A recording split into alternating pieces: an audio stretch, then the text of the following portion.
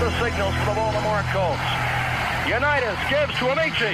The Colts are the world champions. Amici scores. It's amazing, sensational, dramatic, heart-rending, exciting, thrilling finish in the history of college football.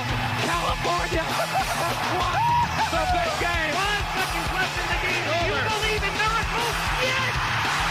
Unbelievable.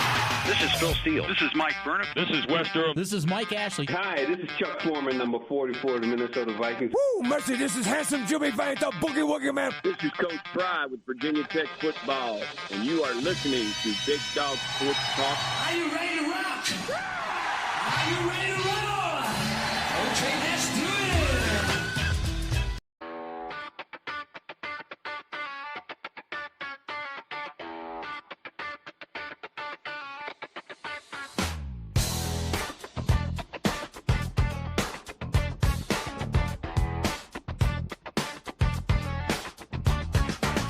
Rick Watson's got the mic, he's the big dog king. Cover sports so sharp, it's a new river thing. Virginia Tech fire, rapid pride too. Every stat, every play, he's bringing it to you. He's got that voice, deep as a valley, breaking it down, no dilly, no dally. Big dog sports talk, feel the bark.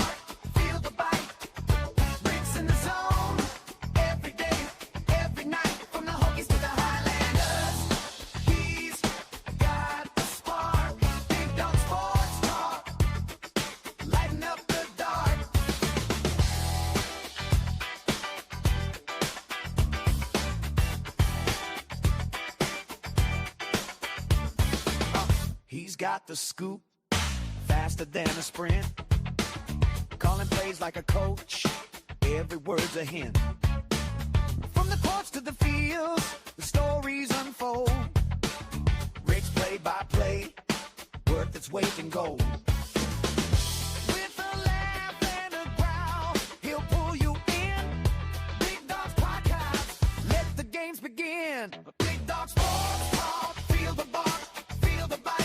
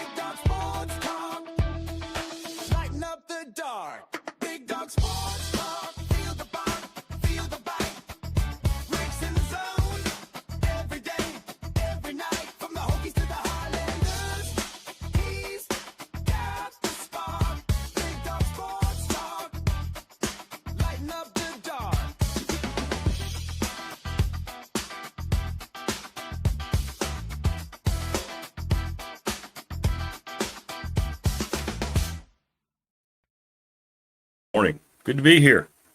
Happy Hump Day. See? That's Henry the Camel. So when you have Henry the Camel, what does that mean? It means it's Hump Day. Get situated here. All right. I heard the music stopping and I wasn't anywhere near the microphone, so I had to like hustle over here. I'm not necessarily the most in-tuned hustling that I used to be. What's up, Steven? How are you? Oh, Steve, sorry. I know. Steven's mad. I completely looked over asking Phil Steele yesterday about Georgia Tech, and he let me hear it, man. He let me hear it. Sorry, man. Sorry. We made national. Phil kind of reposted some of our stuff yesterday, so it was kind of cool. We got around yesterday. What's up, Husqvarna? Please subscribe. What's up, Rubber Duck? What the hell, indeed, Rubber Duck? I don't know. I have no idea. What's up, Denny? Not our Denny, but another Denny. And keep hitting my toe on the table, and I have to smack the table just for revenge. Yeah, because I do the same thing. It's the table's fault. It's when you stub your toe or something like that. It's the innate. It's just the object, inordinate object that's sitting there. It's that fault. It's not our fault. I'm with you.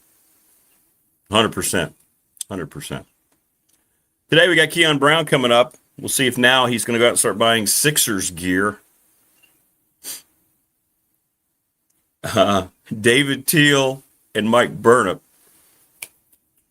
We had, by the way, Damian Sortolette. He's had a lot of health issues. He apparently passed his kidney stone. That's where he was last week. He doesn't mind me telling you. And then this week, he's got some kind of massively abscessed tooth. And he just had surgery yesterday. So he will be back next week, as he said, barring any more unforeseen health issues. And isn't that the truth, by the way? We show up every day barring any unforeseen health issues. 100% crunch, man. 100%. Could not agree more. Everyone, please subscribe. We're a friendly community. We are. We don't want bots, and nobody's going to make any comments that are insensitive towards the way somebody looks toward them personally. That's all. But I was thinking about that some yesterday. Oh, thanks, Denny. Appreciate you, man. Appreciate you. And I feel your pain. Monday, I destroyed my toe at work, so I know exactly what you're talking about. I know exactly what you're talking about. Boom. What's up? I'm going to mispronounce it. This and Dugamaw? Thank you. No, thank you for stopping by. Don't thank me, thank you. What's up, Tank? Had a good friend in high school, Tank Saunders. So, Tank's cool. Tank's a good name. Good, no bots. Excellent. Everybody, please subscribe. Not really. Okay, so I don't have the hair I used to, Cute Moth, but it's that lighting too. See? See, there's hair. I do keep it tight. I used to fight a little bit, so I kept it tight, and I liked the way it felt and looked, so I've done it. What's up, Cutie Bear? Hi, Mom.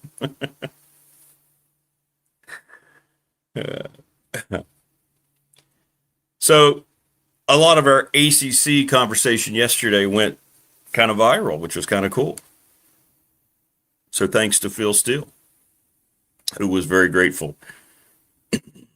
And he's right. We started, it was around 2003 or 4, right when he got really going with the mag. And he was very appreciative of that yesterday. Great comments. Thank you for everybody on the Professional Door Incorporated text line yesterday. I got a lot of comments about the Phil Steele appearance. So thank you for that. I know a lot of people went back and rewatched. Don't forget, we're presented each and every day by Pulaski County Sports and Entertainment. They got their big jet skiing event this weekend, and they are stoked. And you should be too.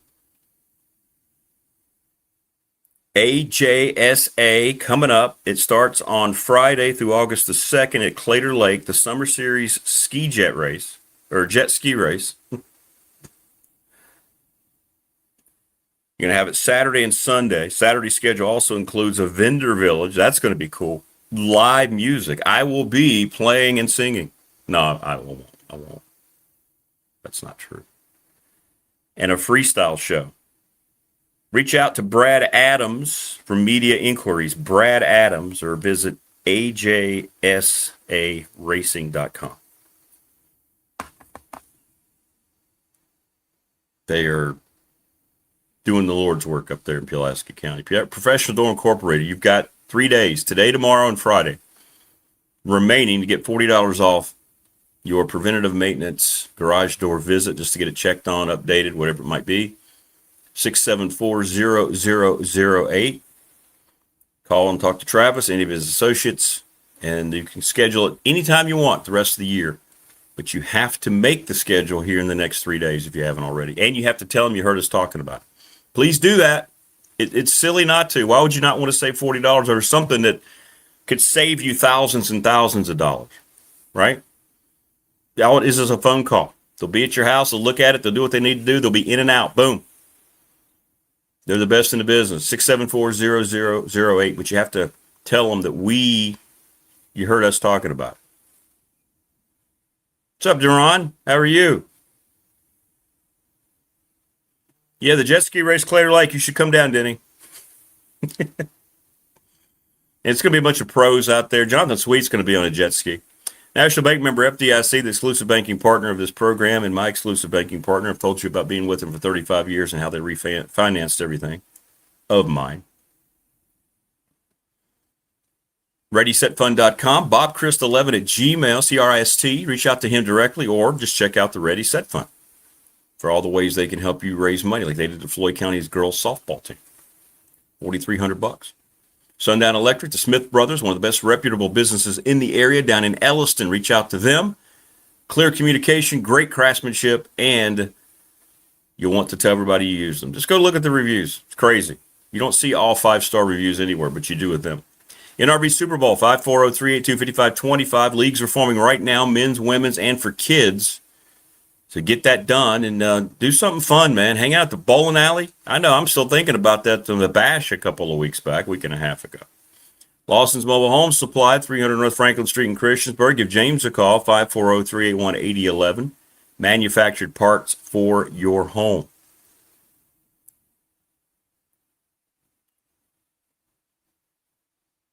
The BDST Fan Question of the Week brought to you by the attorney Ryan Pry, 701 West Main Street in Radford, Trust and Estate Planning. And our question this week was Brandon's question. Brandon, I got your text. We already utilized it. If you could not root for your favorite college football team, who would be the team you would root for on the secondhand market? McClellan Chiropractic Clinic. Reach out to Mark Hunley over at 155 Walters Drive. His video got over 650 rewatches. He was showing you all the diagnostics. Go see him. Reach out to Mark. Family Fencing, sponsor of our studio. Give him a call for a free quote, 540-200-8294, familyfencingnrv.com. And as always, please subscribe, like, and share the program.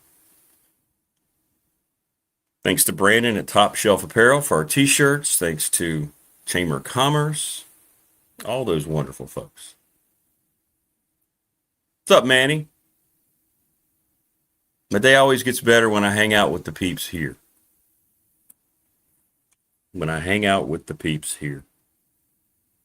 Dwight as well shared our interview with Bud Foster last week, especially when he was on there with Bud. That was great. Thank you so much for that. Thanks, Danny. You have a great day. Thanks for stopping by. Stay subbed and come by anytime. Manny, hope you're subscribed. Have a great day. Good to see you.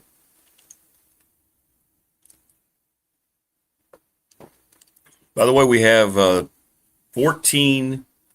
We have subscriptions from 14 different nations, which is cool. Yeah, it's really cool.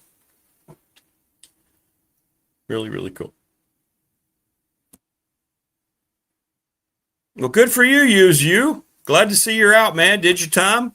I hope things go better for you. I'm glad you found us so soon getting out. Sorry you had to go through that. Danny, we are mostly sports. We talk entertainment, pop culture, you name it. Matter of fact, we have a sub show on Thursday nights called Big Dog Pop. So we talk about all sorts of stuff. And what I try to do is make sure everybody knows that their opinion matters.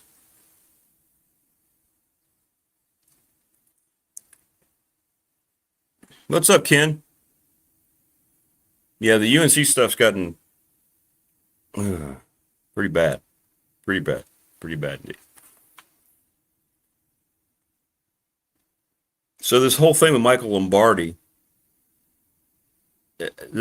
I guess there's some things starting to leak about it. And it looks like it has a lot to do with NIL. I don't know why. I keep seeing this stuff about how inappropriate things, and it's apparently why Dusty May, left Michigan as well. But I'm thinking, what rules are there? Like, what? He did something inappropriate with NIL, or they did something appropriate with tampering. What rules are there in place? What has been agreed upon and signed off on that they're it's pretty much the wild, wild west, right? Anything goes. Anything goes. And JG, this is not live. Yeah, it's 6:17 a.m. in the Eastern time. Here on July the 29th. Yeah, we're live. Sorry. So I don't know. We'll see what happens with Lombardi. It's almost like Carolina fan has been wanting Belichick to leave. So they have now got a reason to root for that, which I think is interesting.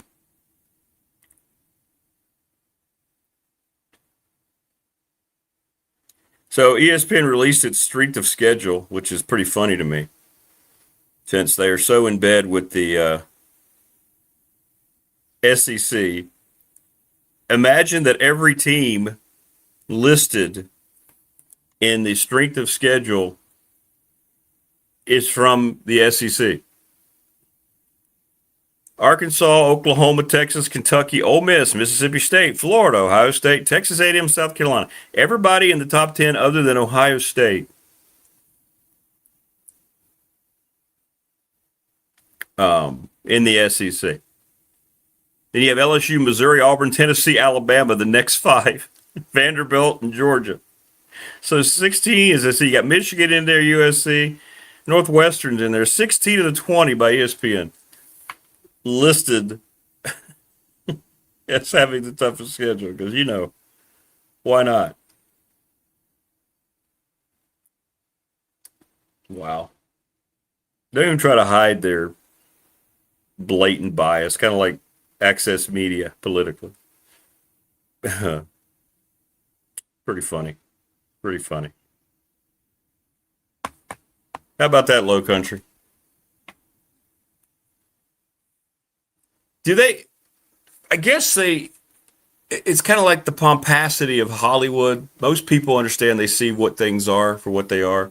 Does ESPN still just go about their business thinking people are stupid? I guess they do, that they don't understand the conflict of interest and they don't understand the things they're trying to promote and how nothing they say has any merit because of the immense investment that they have in the things they talk about financially.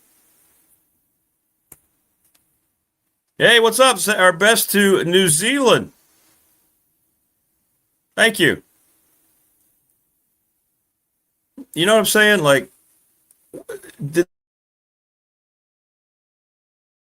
they present all this stuff, and I guess they're just they specifically understand now, especially after, in lieu of all the recent firings, they're specifically going for not my demographic. So I understand that.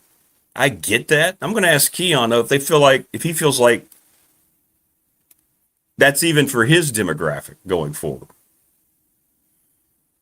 But they release all this stuff. But they still think people are like going, yeah, besides the stupid talking heads on there like Thamel and Schefter and all those guys who act like, does anybody still like look at anything that they release and go, wow, ESPN's behind it. It's got some merit to it.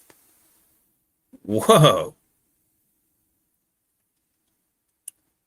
Self-awareness.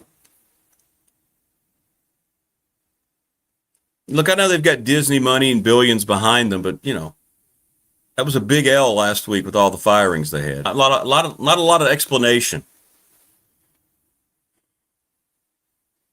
Well, you're very talented, Chris and Graham. I hope you have some of the Clorox wipes handy.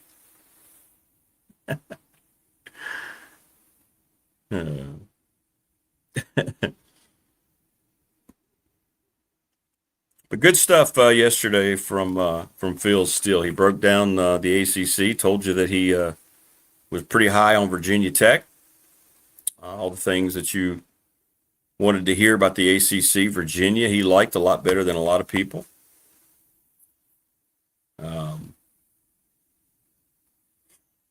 Glue anchovies to my feet. Hey, David Lee, what's up? I look like a cop? I'll take that as a compliment. Everybody, please subscribe. Well, one thing Phil said that the jury's still out for me is the hiring of Brent Pry. He thought that was a big plus for James Franklin. We'll see. We'll see. What's up, Big Lou? How are you? We'll see. We'll see if that ends up being the case.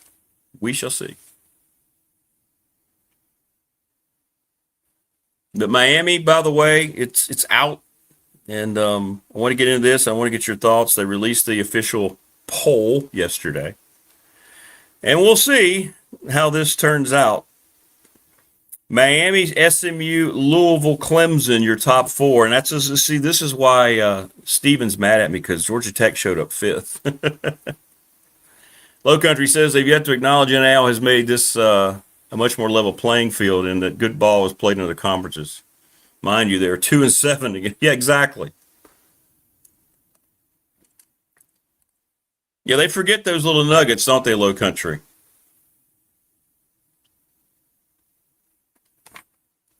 I did not igloo, but there's no group of human beings that I have more respect for than our servicemen and women.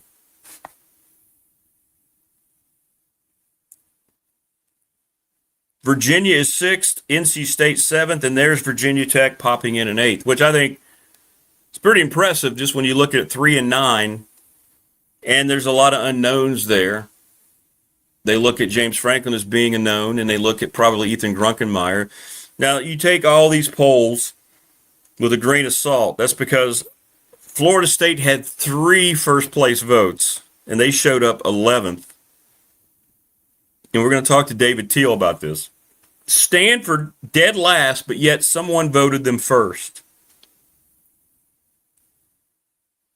Miami had 165 first-place votes. SMU 6, Louisville with 4, Clemson with 7, and then Georgia Tech with 2. How about that, Stephen? Stephen, were you one of the ones that voted for Georgia Tech? So Miami picked as the fave, and nobody's really surprised by that. We've been talking about it. We knew that was going to be the case. Not a unanimous favorite.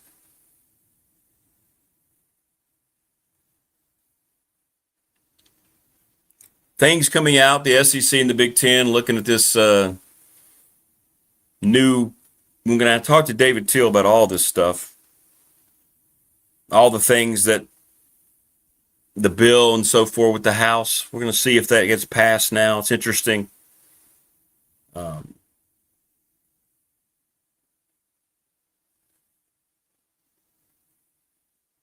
we'll see. They're talking about the playoff more yesterday.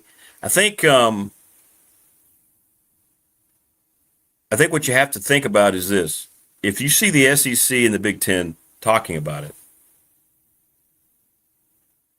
it's probably going to happen, right? Thank you, Mid-South. You like that? That was a present from one of our listeners. I got a Godzilla thing I'm going to put up for next week right above that. Yeah. It's actually apparently it's a brewery. It's going to be really cool. So that's going to go up here. And my animal, my kitty is named Balboa Creed. Think Rocky was an influence on me growing up? Nah.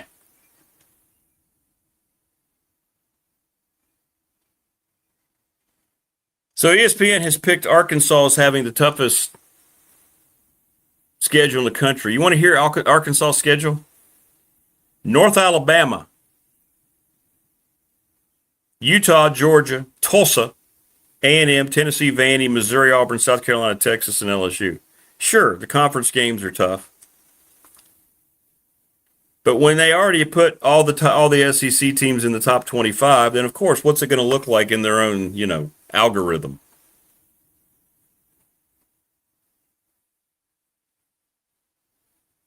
I look like Kane. Thanks, Buck. Oh, Mid-South, there you go. You excited about all the newness in Arkansas football?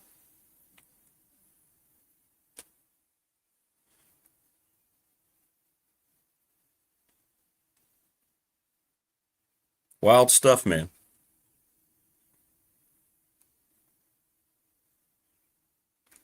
How do you accept an invite to collaborate on a reel? Oh, yeah, I'm going to share it. I'm not sure how to do that. There you go. I reposted it. There.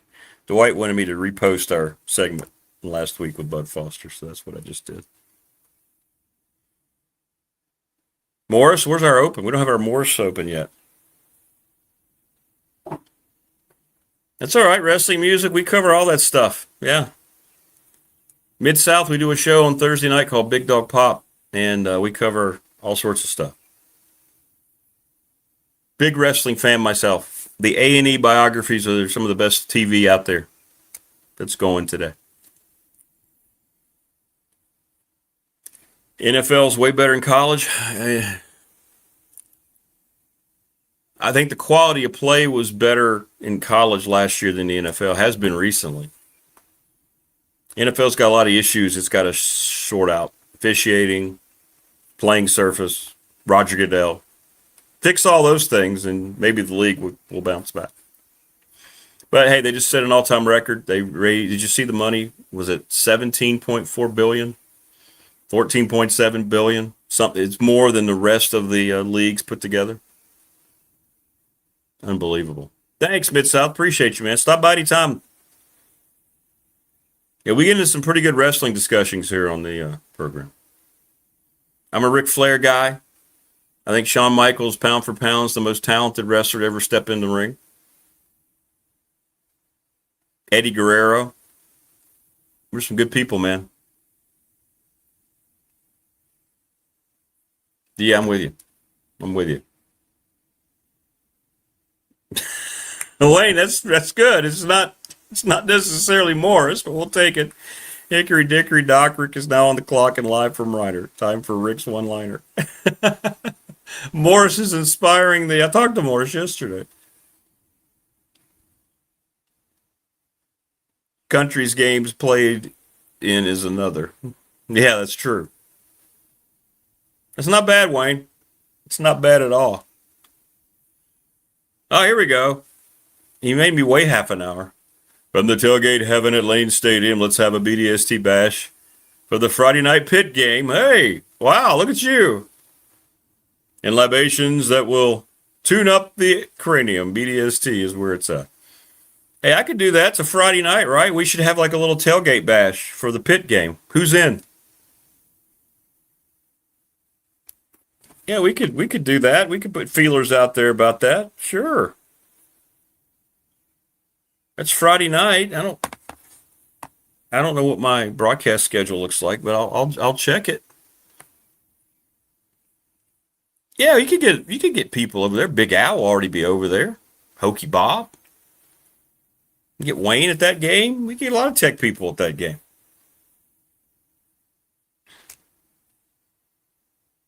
A lot of the peeps here in chat would show up for that. Maybe we'll get Keon Brown to come out. What's up, KB? How are you? Good morning. What's going on, buddy? How are you, man? I'm great. Yesterday, I got sick out of nowhere, though. Like, what? If this would have been yesterday, it was no way I would have been on. Oh, I'm sorry, man. What happened? So I don't know if anybody knows, but I'm blind. Like, literally. I'm literally blind. So I have these special contacts, and they're called sclero. They make the eye shape round, basically, and they're made out of solid glass. So I just got a new set last week. So when you put them in there, you can see everything. Like, it looks so clear. Really? I'll give you an example. As soon as you put them in, it was not me. You just start crying because your body's not used to seeing that well. It's a real thing. So I got my new contacts last week. I have to go to the eye specialist all the way in DC. That's where you get them from. And so it's been a week since I've had them in. So I'm assuming I just woke up yesterday without them in. You can't sleep in them and you can't see anything. So my body wasn't used to reverting back to not being able to see. So when I woke up, I just got motion sickness. And dude, I got into a sweat. I was sweating like I was playing basketball and I just couldn't like breathe. I had to get my wife. I was like, dude, you got to get the baby today. I can't do it. So I was in the bed literally all day yesterday. And I woke up today feeling a little better. But that's the only thing I can think of that maybe has had an effect as to why I got so sick out of nowhere. It's crazy. Well, explain to me again. So what are these are called keratoconus. So keratoconus is when your eye shape isn't round. So if you were to take my eyeball out, the back of it is the shape of a football. So when you put the scleral, I think it's SCLAREL, scleral contacts in, it makes your eye as round as possible. And they're really big. Like they're really big contacts. If I were to put my eyes up to the screen, you'd be able to see them. They're made out of metal. Oh, okay. So you get a new set every year. And I got my new set last week. So my eyes weren't used to the fresh set yet. And it looks so clear that you just have to get used to life again, pretty much. And it takes a couple of weeks. You have to take them out every night? You have to. You can't sleep in them at all. They're basically glass. So you could cut your eyes up, all this stuff, man. I don't know if I want glass in my eyes. Hey, you will if you can't see like I can't see. Trust me. Yeah, I can't wear glasses. Glasses aren't strong enough. This is the only option for me. But it's worked. Just yesterday, I was just, whoa, it was a bad day yesterday. Yeah, you would totally rock glasses. Then you'd be like Professor Keon, and then when you take them off, you turn. I want glasses. I was diagnosed with this in 2019, 2018, something like that. And I asked last week, I was like, is there any updates on glasses? Like, this has been a while now. Anything? They're like, nope, nothing's changed. Wayne asked, sorry to hear that, Keon. Are you sure it's not because LeBron's a bit closer to you now that he's in Philly? Oh, gosh, I wish it was. There we go. I love that. Wayne knows my heart. Wayne knows my heart. How close are you now? That's true. You're kind of far at all. It's not that far. I think it's like 4 hours, 4.5 hours. Oh, well, you got that. Oh, I absolutely got it. Yeah, absolutely, I do. Well, what did you think? You didn't have as much fanfare as I think he hoped, but he landed in Philly. You mentioned Philly. You thought Philly was a possibility, but did they emerge as a favorite for you, or was that kind of like? They did not. I thought it was Miami. I did too. Now, him going to Philly makes the most basketball sense. I'll say that. Now, when they got Jaylen Brown, they had the 5th best odds to win the East next year. The 5th. As soon as he signs, they have the best odds tied with the Knicks. Now everyone's calling them a super team. It's funny how that works out. You get the oldest player in NBA history, and now you're a super team. People just say anything. They will. That's where we are now. That's it. That's 100%. 100%. But if you, I think they are a backup center away from the NBA championship. You can't trust Joel Embiid's health. You just can't. No, or his attitude. Yeah. You can't. So Nick Richards is a free agent. That's a guy I think we need to keep an eye out on joining Philly. You can have an average center with that roster, and all you have to do is play your role of protect the rim, rebound, offensive rebound, defensive rebound, finish at the rim, and that's all you need to do when you're playing with those guys. That's it. LeBron's going to play point guard. I think you're going to like this team because it's going to be close to the brand of basketball that you like, Rick Watson. That old school basketball. I think so. I hope with this team. I hope so. I mean, that's what I want to see. I want to see big men be part of the game again. Yeah. With this team, I think you're going to get that. Yeah. Because that's Mike Ashley talks about that. That's the inside-out game. That whole thing to me, that's basketball. I don't like this running down the floor 90 miles an hour and just taking a 25-foot three. Yeah.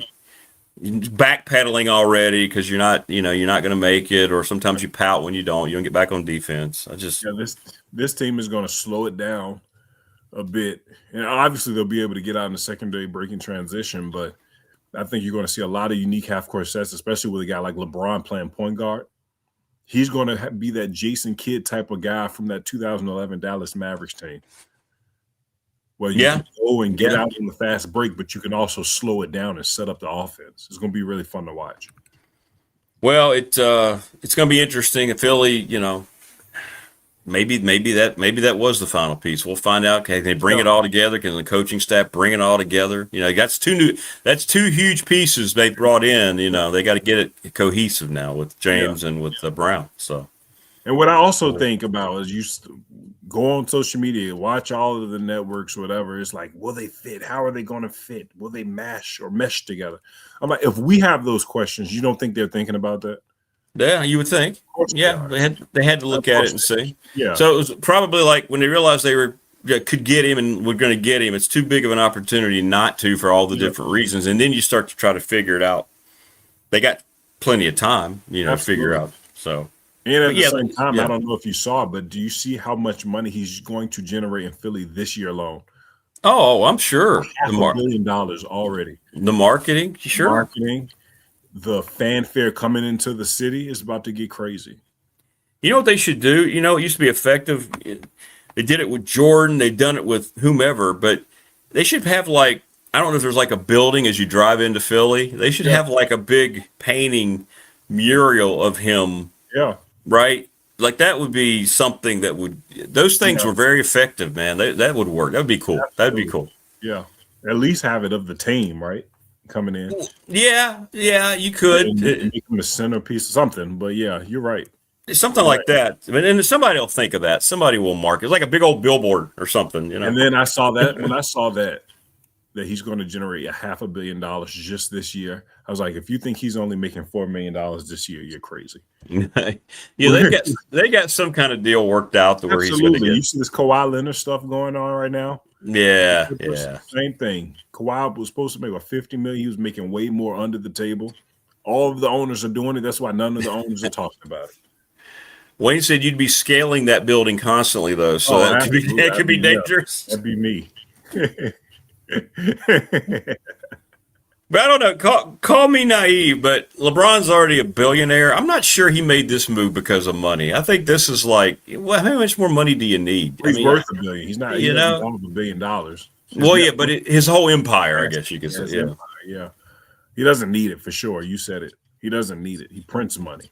So I don't think he's. Yeah. I don't think that's and as soon as he signed, as soon as the jerseys came out, it sold out in 2 minutes. Literally, it sold out in 123 seconds. So the money that he's going to get from his jersey, he's probably already made the money he's going to make in Philly already. Every single jersey sold out. Yeah. Everyone. Yeah. And since the players get a share of that, his share is going to be more than this contract. It's crazy. Yeah. Just imagine, and you think about it, you go back to, you got to adjust for inflation, and this is why Jordan is always going to have. When you think about what he did, bringing the world into the NBA with the '92 Dream Team, right? And he made it a global game, and now the billions of dollars that he created, right? It's the right. I think was it 45 million or something in the '90s? He made 33 million, and nobody was mad at it. Who could be? How could you? No. How could you be mad at that? I used to argue with my dad about that, God rest his soul. He never understood why athletes made so much money. And I brought up Jordan and said, Dad, all right, so he signed for what you said, $32 million. For 1 year.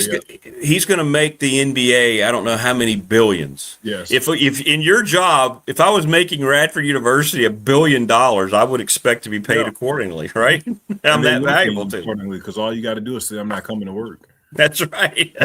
Yeah, all right then. Yeah.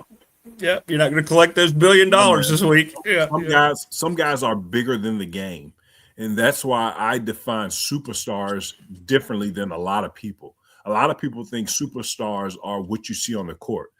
Jalen Brunson, New York Knicks, he is a superstar on the court.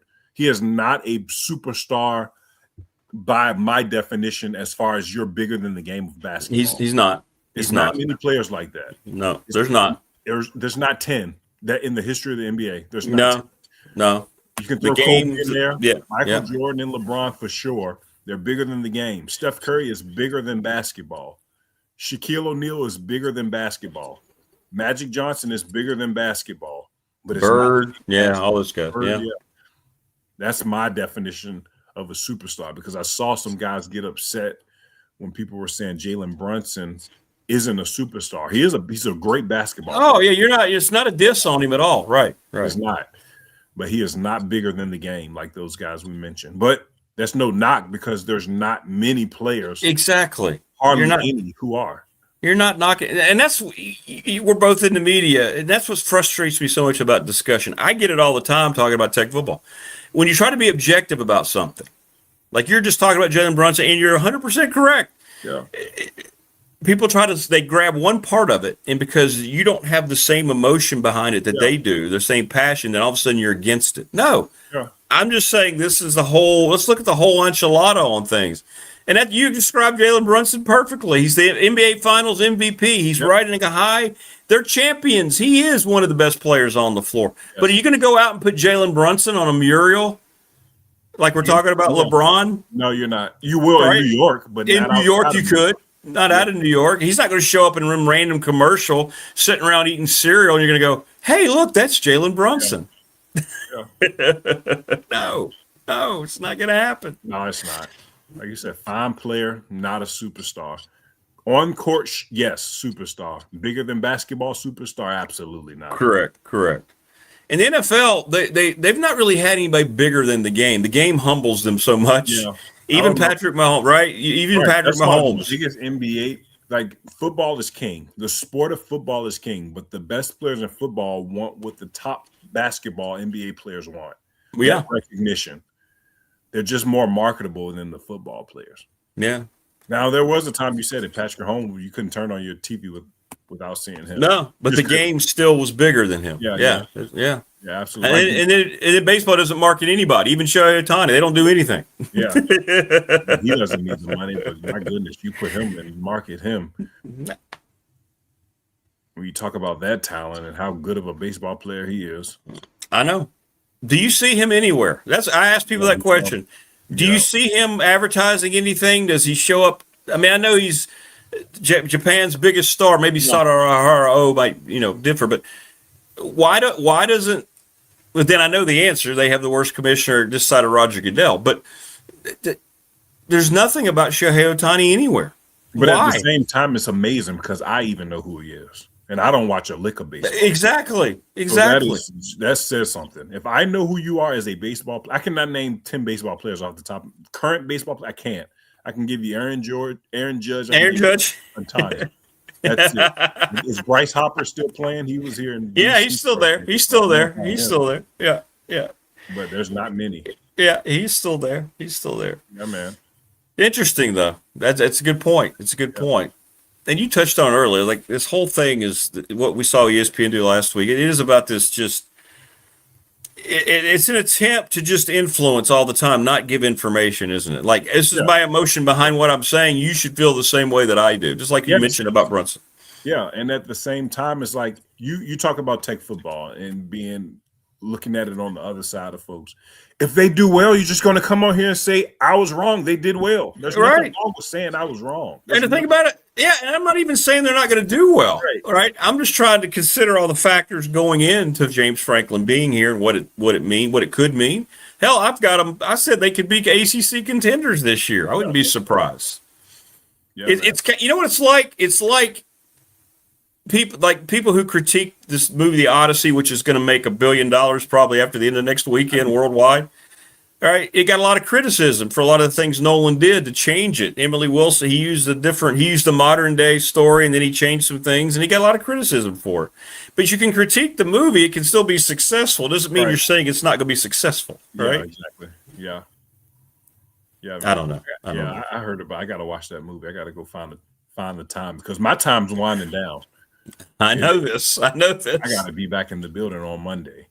Do you have like a doomsday clock? Like, you get like a countdown days, hours, months, hours, or weeks, hours? In my head, I might as well do. In my head, I definitely do have a running clock. Summer school doesn't help. I tell people that all the time. Summer school ended this month, like the month we're literally in right now. So I didn't have as much time as other teachers. I know they had that extra 5 weeks over me. I had about 3.5, 4 weeks off. So I'm still kind of feeling it in the rhythm a little bit. So that's the only good thing about it. But Those other teachers who refuse to do summer school, the 90% of teachers who refuse to do it, they're definitely dreading it. That's good stuff. That's good stuff. Well, so he's got his destination. We'll see what happens there. He's what's a 2-year deal for him, right? 2-year deal, player option for the second. That means he's going to make 2-year, $8 million deal, so he will make $4 million a year. You think he'll play both? You think he'll play both? I think so. I think he wants to be hit that quarter century. I think he wants to be the Rick Watson of the NBA. He makes a little more money than me. Just a little. Yeah.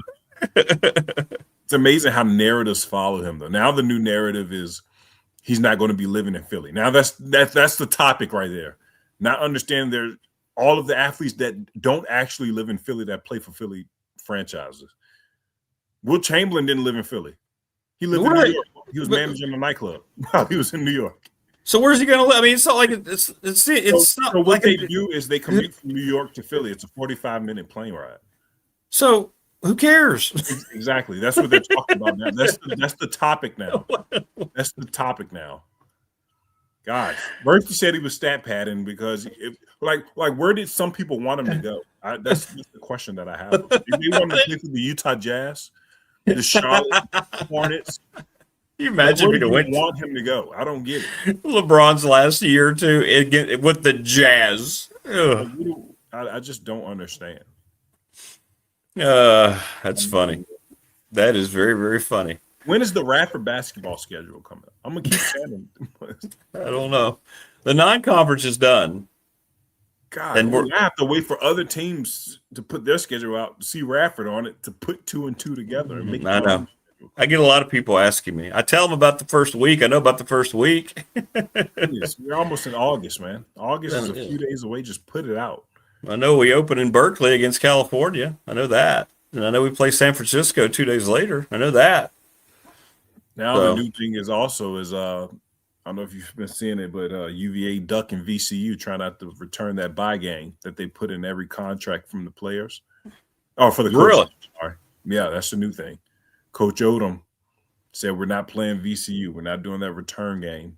Because whenever you're coach at VCU, they put a clause in your contract that if you get bought out and you are announced as the head coach at a Power 5 program, I guess we call it Power 6 again now because the Pac-12 is back. Yeah, I guess. You have to, play a home-and-home series with us, VCU. We'll come to you, you come to us. And they just said, we're not coming. So they're going to buy it out. So they had it with Will Wade at NC State, and they weren't doing the return game to VCU. And now they're doing it with UVA. And Coach Odom said, we're not going there this year. Maybe we'll do it in the future, but this year we're not doing it. And now people are pulling up old clips where he was the coach at VCU. And he said the UVAs, the Virginia Techs, need to play against us. And now it's a situation where I'm not going to fully say he's ducking because there still could be something in the future. No, he's ducking. It's not much of a good look right now. I'll say that. He's ducking. There's no doubt. And I don't like that. It's a bad look. That's a bad look. It's like for James Franklin Tech. You can try to spin it all you want. It's a terrible look that they dropped the JMU game. And kept it. Has a tough non-conference schedule. That's why I'm willing to give him the benefit of the doubt this year, but you should also honor what you had. Right? And don't take the easy way out and buy it out. They have a brutal non-conference schedule. They really do. UVA has a tough one, but so I'll let it slide this year. I'm expecting those two teams to play against each other at least in the 27-28 season, but that's something that's been coming up a lot as well when he made that comment. Yeah, it bothers me. It bothers me. It's like coaches preach competition, competitive. Don't be afraid to lay it on the line. Yet their actions, things like this, things what Tech did with JMU tells you that they're kind of running away a little bit. They don't want to absorb the tougher competition. So how does that message trickle down? Like, why would you be so good for the game of basketball here in the Commonwealth that he supposedly cared so much about, right? Yeah. And it's a 40-minute trip. You don't have to spend much money on the game. It's going to sell out. 2 Commonwealth schools, both fan bases of travel. Oh my goodness gracious! Yeah. The last time I was in the building, the last time UVA came to the Siegel Center, Tony Bennett wasn't scared of that. They went to the Siegel Center, beat them. UVA went to JPJ, and they beat them. Trevion Graham hit that 3 with 0.3 seconds left, and they ended up winning. That was one of the great games of the Commonwealth in the last decade or so. And now you need these 2 teams playing against each other. If you saw ODU's non-conference schedule, they're playing 10 teams in the state of Virginia. 10. With all we're not one of them. They're not one of them. You're not. Longwood, I think there's Longwood obviously is only Rafton Longwood. Longwood's the Big South school that they'll be playing. Well, in my opinion, there's no excuse for Radford to not have at least 3 in-state non-conference games every year. There's just too many teams. I don't understand why we don't. It's been that way for many years. Yeah, why we went away from that, I do not know. Yeah, Schedule of Liberty. We know how that rivalry used to be. Why is that not the opener every year? Yeah. I know. You can even go to VMI. Nobody's going to be mad at that. That used to be a Big South rival. Well, they paid them last year to come to Radford. That should never be a pay game. Yeah. That was always on the table to go back and forth every year because it's a short trip. Yep. It's a game of interest. VMI, JMU, Liberty should be the 3 opponents for Radford every year. George Mason. Throw them in there. Last time Radford's played Mason. I don't remember, to be honest. It's been a little while. It's been a hot minute.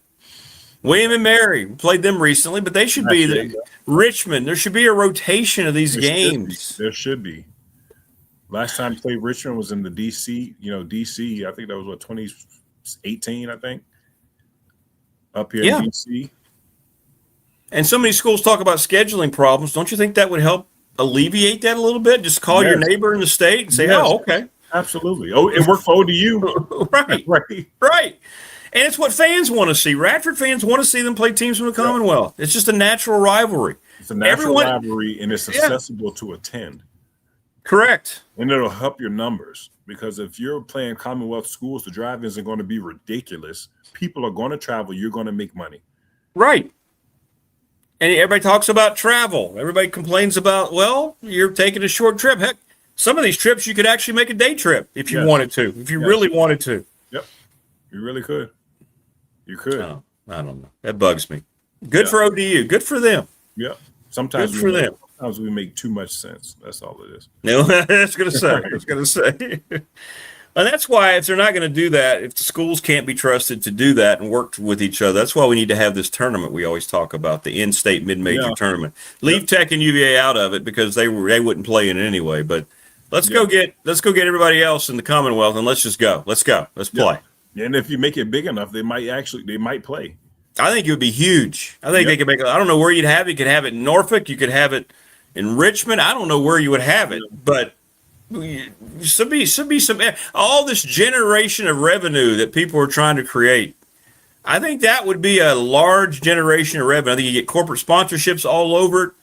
Yep. I think a lot of the games would be heavily attended. It would definitely TV deal. You could get a TV deal regionally. Yep. Yeah. That's a great idea, man. Especially you do it around Thanksgiving time. You have MTV bracketed style. Yes, there you go. So these teams win the Commonwealth Cup. That's what you fight for. If it's Thanksgiving time, you'll make it back home, right? Yeah, come up with some kind of something like that for the mid-May, like Tech and UVA have. Call it whatever, but and that way you're not traveling around the holidays. All these teams, traditionally, how many places has Radford had to go across the country around Thanksgiving, right? Yeah, one time we were in Corpus Christi, Texas. Yes, we were. We were right on the beach. We were right on the coastline. It was beautiful. It was beautiful. And it was great weather, and we won that damn thing. We won everything. Yeah, we did. Talking about eating Thanksgiving from a hotel that just didn't sit right with me. I know it was, but you know what? Jones did a great job. It felt like family, even though. Oh yeah, he did. He did a great job. We were, I remember that. Meal. That was great. That was actually fun. That was a fun, memorable meal. Food was great too. Yeah, that's when we was like, we went to the beach, and they were like, as long as you pass your inspection and you got your registration, you can do what you want with your car. So there were cars with no doors on it, no seats on it, just riding in the beach. That's right. That's something right. I've never seen before. That was down at Corpus Christi. Yep. Yeah, Texas A&M Corpus Christi. They're the Islanders, and we're the Highlanders. Remember, they had the big Islander logo. Yes, and under that basketball Ice. court, there was the ice, and Everybody was sliding. Yeah, it was cold. It was so freezing. I was freezing. Where you had to stretch on the floor, and I always had this routine with Chad. He would put me on my back and stretch. I'm like, dude, we got to do this somewhere else today. We were in Texas, and I had to wear my jacket because the cold air coming up from the floor. Yep. And where they had the tables to broadcast, there was a gap. So you could see the ice. Yep. And you're like, I'm freezing. My toes were cold. It was, you're right. I always wondered how that felt because I've always been a basketball junkie. And I remember I was about 8 years old. And when the CAA tournament was in the Richmond Coliseum, they also had ice under their court. But one year at the CAA tournament, the ice melted during the game. Seeping up through the court, and the players were just slipping. They had to pause the game for 3 hours to get it cleaned up and get it under control. I'll never forget this. I was like, I wonder what that actually feels like to play on top of a sheet of ice. And I wish that year. That's not ideal, is it? No. That's not ideal. We've just solved a lot of problems in the sports world today, you and I. Just now. Yeah. It only took us 20 minutes or so. Come on, man. It makes so much sense. So much sense. Neutral site. And if VCU's not, I think VCU will play in it. If they don't play in it, you can't put it in the Siegel Center. Come on, man. You know what? Yeah. Because the Siegel Center is the arena that's not too big, it's not too small. The Siegel Center would be perfect. There's not a bad seat in the Siegel Center. There's not one. Would be perfect, yes. Yeah. And there's the bone you could throw them, a little nugget. You could say, okay, we'll play in your building. You don't have to go anywhere. Yep. I like that. Because you can make the argument, they might be the best program in the Commonwealth. I know UVA won that title in 2019, but you can make the case that VCU is the best program in the state of Virginia. Yeah, you could. Really could. You could. I like that. I mean, you could do it like 2 days. You could play 4 games a day like the NCAA tournament. Yeah. You could just do it that way. Start at noon during the holidays and just let it roll. Yeah. Or you create the bracket before the tournament, 3 games, 3 days. Third day is the championship day. Win the first game, you're in the semifinals. Semifinals go to championship the next day. And then you keep playing games to get your games in. If you lose, you're in a different bracket. Yeah. Yep. There you go. Wow. I think we just got a new job. Yeah. Yeah, man. And then what's going to happen is we're going to look up one day and somebody's going to hey, we're going to go, what? July 29th, 2026. We had it. Wayne wants to know, when is the LeBron room going to turn into Philly Bron room? What's going to be the first Philly item? Hey, I'm looking. Trust me. It's got to be something cool. It's got to be something they create, right? Yeah, absolutely. It's going to be, I don't know. It's got to be a bobblehead, most likely. That's typically the first thing. They usually make a card. Topps has made a card already, but what the pushback, I'm going to get the card, obviously. I'm going to get it. But the pushback I get on it is he hasn't played a game in a Phillies jersey yet, but the card he has a Philly jersey on it. So you know it's not. Well, right. I mean, you can't tell. It's 2026, but still, I know the story behind it. I also need to hit up Coach Nice, Darius Nichols. He's in Philly right now. Yeah, he was talking about that. I talked to him yesterday. Oh, I need some connections, man. Come on, man. I need a jersey or some shoes, Coach Nice. Come on now. You know somebody. He's a shoe collector. Yeah. I need some game-worn LeBron James shoes. Come on now. I know he knows somebody. I know he does. Let me work on that for you. Yeah. Let me work on that for you. I still talk to him all the time. So he's right. Do you have I was thinking, these Bowen statues are so nice, like the ones of superheroes and stuff. Do you have like a LeBron, like a really cool statue? Not a bauble or a figure, but one of, like a little, not like a mega statue, but like a, you have like a statue? That'd be kind of cool. A statue. So I have these things, and maybe I can bring the camera over. So it's not a statue. It's more of a figure, but it's the thing when LeBron and the Barbie had their, collaboration. You showed us that. Yeah. Now there were these other things, and I don't get why people aren't talking about these more.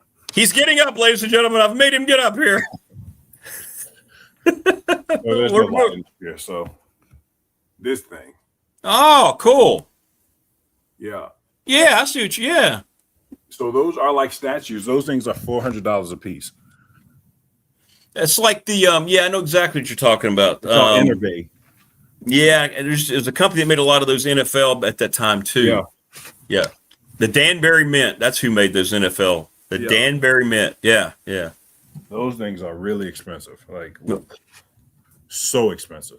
So he just kind of sits down. He's got the little long stems on his feet, and you set them down in the holes. So that you can pose them how you want or whatever. That's cool. That's cool. I really don't touch it. Like they cost so much money. I just keep it right there.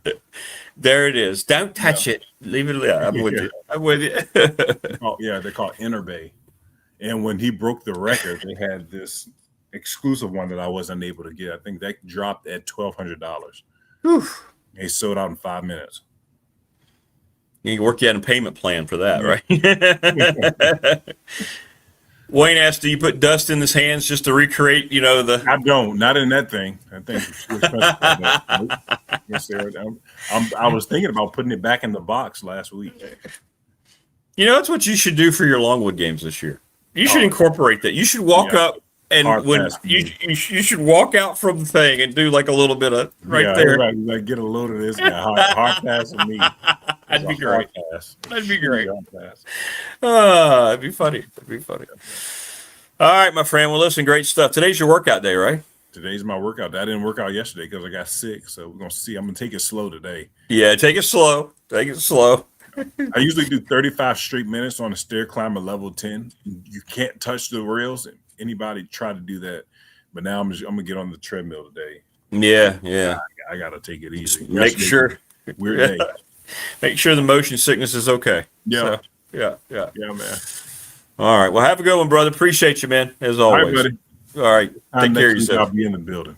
All right, man. Be good. All right. Keon Brown. He's got the countdown. I love the fact he's got his school countdown clock. That's great. Thanks to Family Fencing, sponsor of our studios here in Ryder, 540-200-8294. Mark Hundley, McClellan Chiropractic, 155 Walters Drive.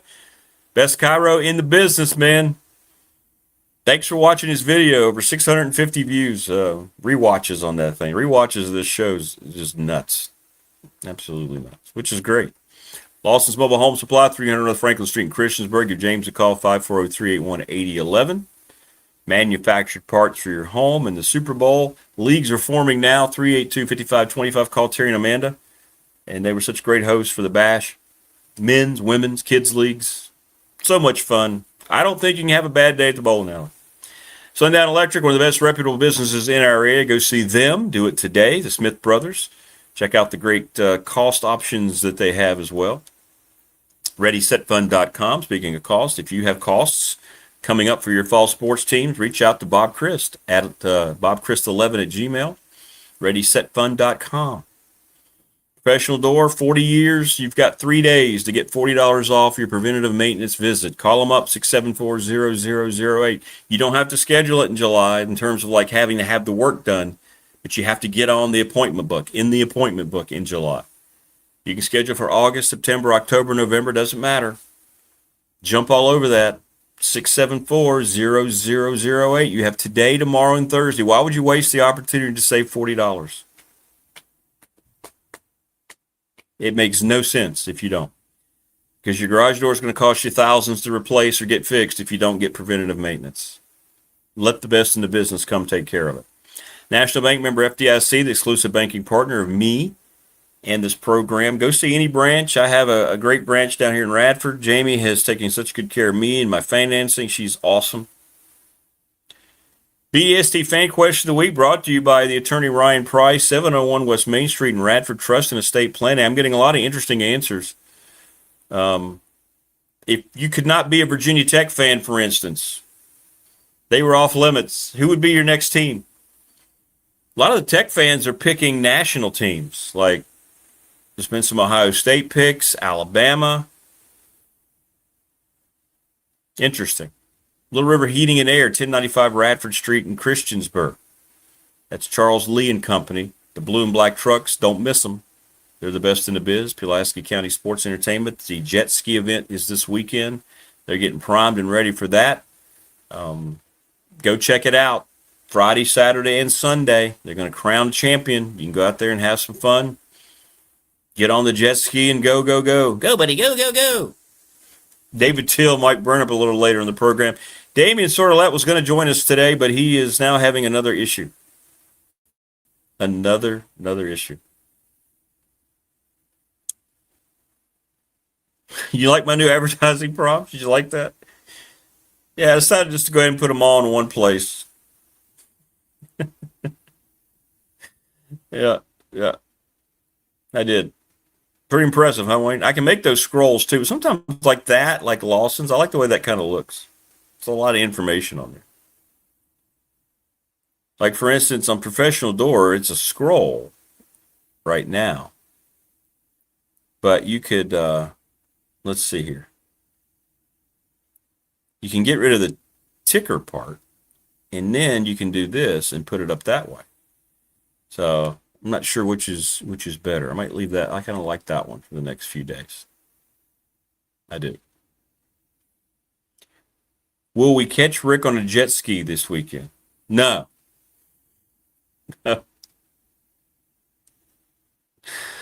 You will not. No.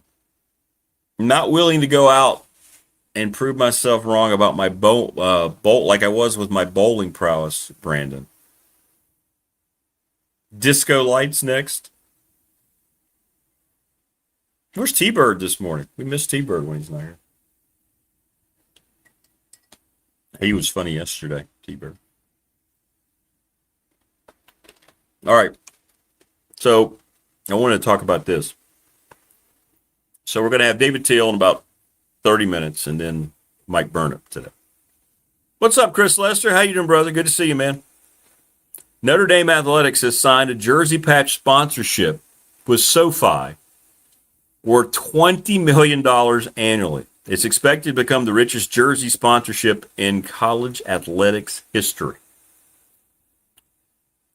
And that's what it's going to look like.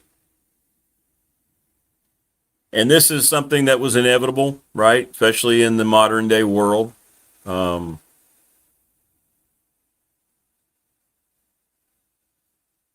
here they are. So to put this in context, Notre Dame's jersey patch deal with SoFi exceeds what the entire Big 12 receives from Monster.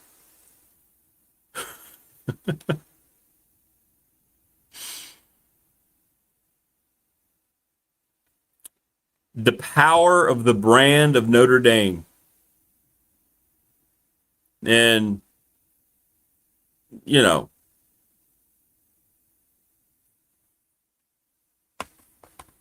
we talked about this. We're going to give ourselves some victory laps. Always great to have you, Chris. Not the same without you. And a lot of people are saying, hey, I don't know where they get this conclusion, but Notre Dame's never going to join a conference. It's just not going to happen. A lot of people criticizing Notre Dame. They won't allow, by the way, branding inside. They do contradict themselves. For instance, they spoiled their entire playing service by putting in the horrible turf that caused a big controversy. We were up there in 2018 with Radford basketball when all that was just going down. They have zero branding inside stadium. They don't allow it. But yet, they sell the rights to the uniform, so a lot of Notre Dame fans are mad because here you are putting something on the cherished uniform, but yet they change their field, which was cherished, and then they don't. But you know what? It doesn't matter. It's just about money. and they look at this as a way with this kind of deal, why not? What's up, West? Notre Dame, Wayne says, got more from a patch than most non-Power 4 teams get in total investment. Correct.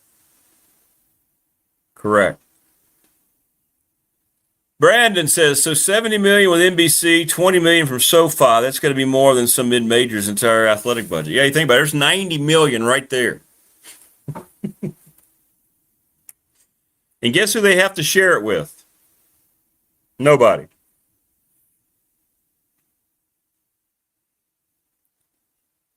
The brand of Notre Dame, isn't it amazing? The power that they've known that they've had all along, which is why they have never and will never join a conference. Unless the only time they're going to join a conference is if there's ever any rules in place, they can't be part of the playoff. But you see, just because of this right here, this is why they'll never be left out about with the playoff, because Notre Dame has to be part of. That's why they get an automatic berth into the playoff if they finish in the top 12. Hey, Murder Drones, good to have you back.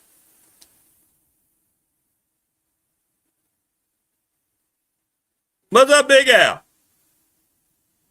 I always like talking to Big Al. The deals are short-sighted, all about individual schools. Why no breakaway and have a consolidated football league, and then leverage deals and share like the NFL? Yeah.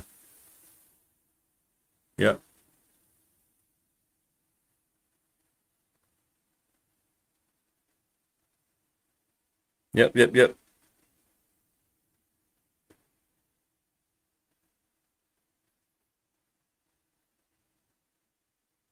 I'll believe it when I see it. Yeah, thank you. Thank you, Terry. Terry sent, there was a bunch of tweets yesterday on X that apparently Washington, the Commanders, and the NFL are having conversations about using the Redskin name again, because they have the leaders of the Indian tribe involved. So I don't think the NFL is going to go back on that. I hope they do. I hadn't talked about it, Terry, because I just don't think it's going to happen. It would make way too much sense for that to happen. So I don't believe that it will. But they need to get the Redskins back as the team's name and the logo and everything that made it special. It was never done to disparage anyone. It was done as a sign of respect. So anyway, so Notre Dame gets 20, and there's already rumors that that's just one side of the shoulder pad. There's some rumors about negotiation of a deal just about the same size for the other. I don't know who it's with. Imagine that. And that's what you're going to see on your Virginia Tech uniforms. That's what you're going to see everywhere. You're going to see two different sponsors on each shoulder pad. And I guess, that's something else that you can bother people. It will bother people. Soccer's been doing it a long time. Hockey, things like that.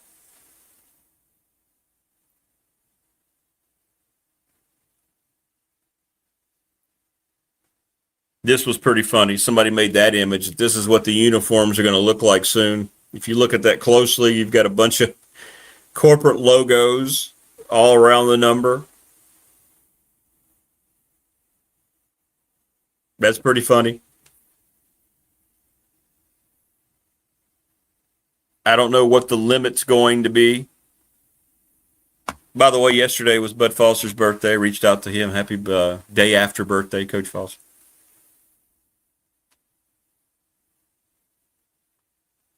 The people who have had issues with the name Redskins don't even watch football. Correct. It just became a popular political topic that never made any sense. Especially when you see that the group that it's supposed to be,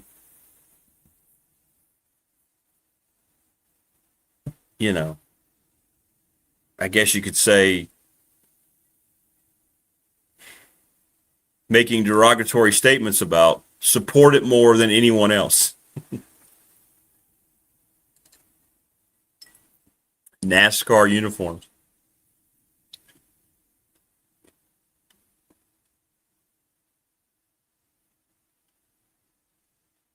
Oh, very cool. Lunch pail cigar for Coach Foster yesterday. Absolutely.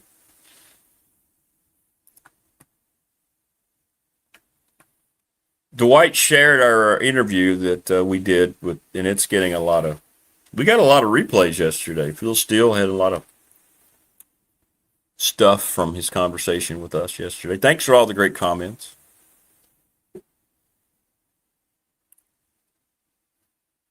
Phil and I go back a long way. We had to work through some things this year, but everything's great in the end. See how you can have a little bit of a disagreement at first, and then things turn out just peachy because you just don't take things personally, right? You know when to take things personally and when to not. When you have a common sense argument and you can just rationally discuss things, then. But no, we have to get offended and immediately put you in a box and say you are a hater or you are. I'm going to say it now here on the 29th because I still get texts about it. All right. Virginia Tech football. Is it under the right direction? Is it under the right course with James Franklin here? Yes. Is the money that they're raising helping to influence the success that they could potentially have? May have. Yes.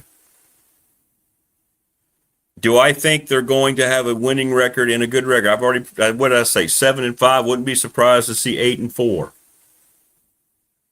I've also gone on record on this show and said, if they end up, why not after Virginia and Duke? Why not in year one? Can't Ethan Grunkemeyer exceed all expectations? Why can't the offensive line be really, really good? Why can't the defense have some erasers that pop up every week? Would I be surprised if they showed up in the ACC title race? I've said how many times? No. No, I would not be surprised. But when you start talking about all the things around the program and you're not just blindly accepting everything that's said, all the marketing and all this and recruiting rankings, and you have to look at things from the bigger perspective and things that have happened before and the assumptions that a lot of fan bases have made that didn't come to fruition. And when you're just kind of looking at the whole thing enveloped like you should because it's a program, it's not a one-off, then all of a sudden you get labeled a hater. I got labeled a lot more than that when I told you a month and a half before that James Franklin was going to be the new football coach in Blacksburg. I took some screenshots of some of the posts that showed up on the Facebook page, and they called me every name in the book.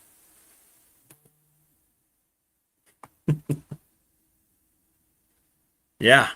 Well, guess what happened?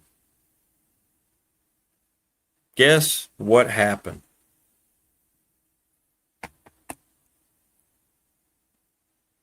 You know me well, Wayne. You know me well.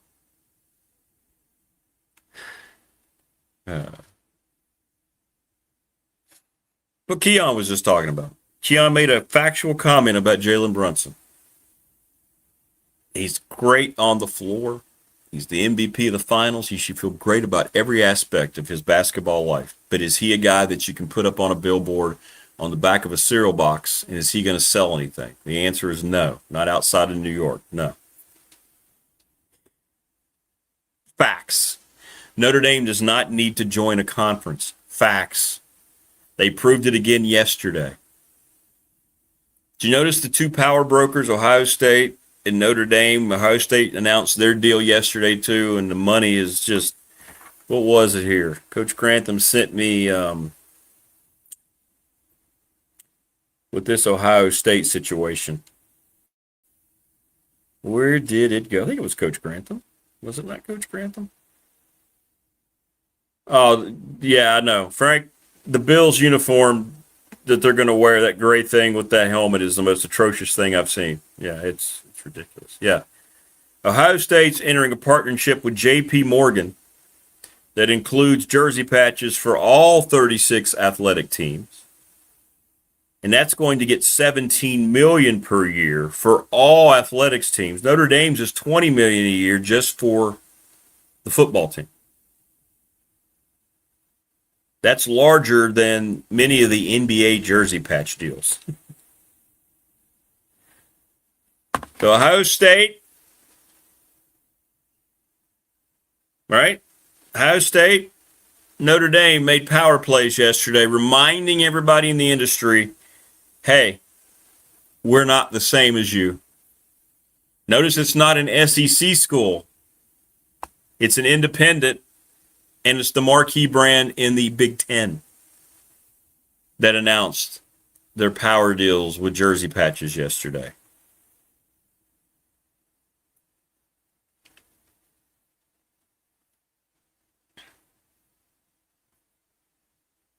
All right.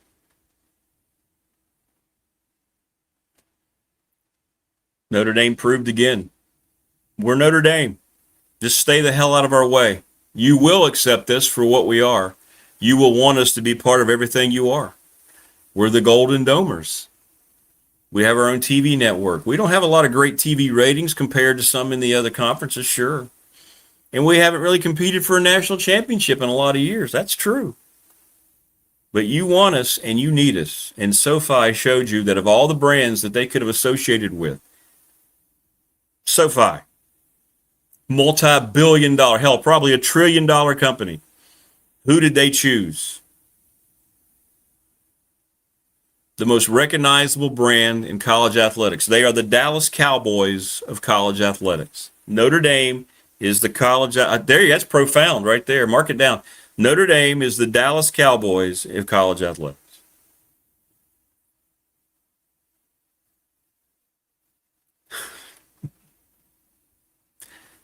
The great Ric Flair. You may not like the man. You may think you can beat the man, but until you beat the man, he is the man.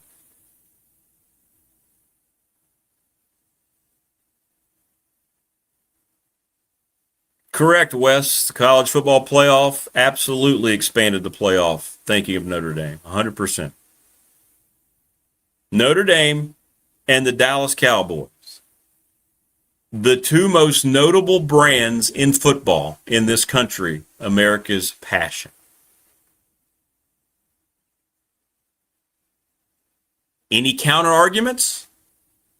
You going to pick Alabama, Georgia?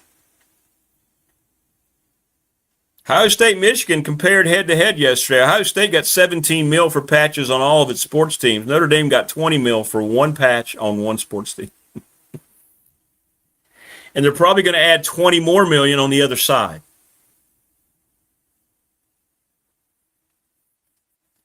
Wayne, that was never said. That was Neil. That was never said. You know it. I know it. And the American people know.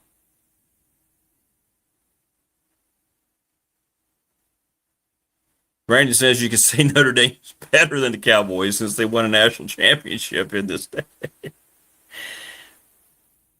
Chris, okay, here's the history of that comment, Chris. So Neil, when he was producing on the old radio show, we were previewing the ACC, and we were talking about Sam Howell, who I said I liked, but I said people are acting like Sam Howell is the next Michael Vick because he could run a little bit and he was athletic. So Neil made a cut and left out the first part. And so the cut just said, Sam Howell is the next Michael Vick, blah, blah, or whatever it was. And so Wayne always gives me a hard time. But that was all Neil. So no, that was never said.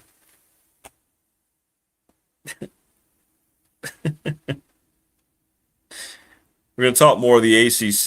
Yes, we did talk about that, Dennis. Virginia Tech picked 8th in the ACC. We're going to talk about that a lot more coming up with David Teal. I'm trying to save that for Teal and then burn it. We got you covered on all the ACC stuff yesterday. No Damian Sordelet because he is He said health issues, man. I'm thinking about you, Damien, if you're watching. He said he might be watching. He had the kidney stone. We've all been there. A lot of us have been there. And now he's got some kind of development and abscess. Wayne still, what a bad taker. I wish I could have brought that clip here. Yeah, it's too late now. I was lucky to get what I got. But yeah, I wish I still had that way. So Damien will be back next week. But as he said, even though he's been feeling terrible, he said, hey, that is unless some kind of unforeseen health problem pops up again next week. But sounds like he's been really through it. So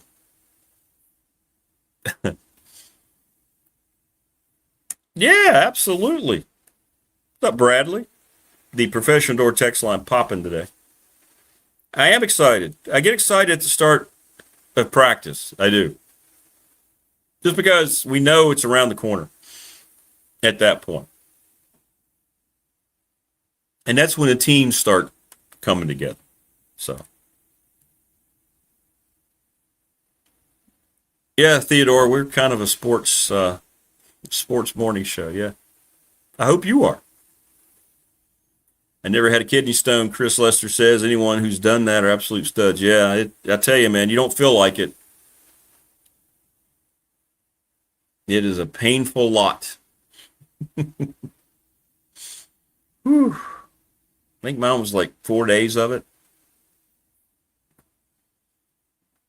Not pleasant. Not pleasant. All right, Wayne, just for you.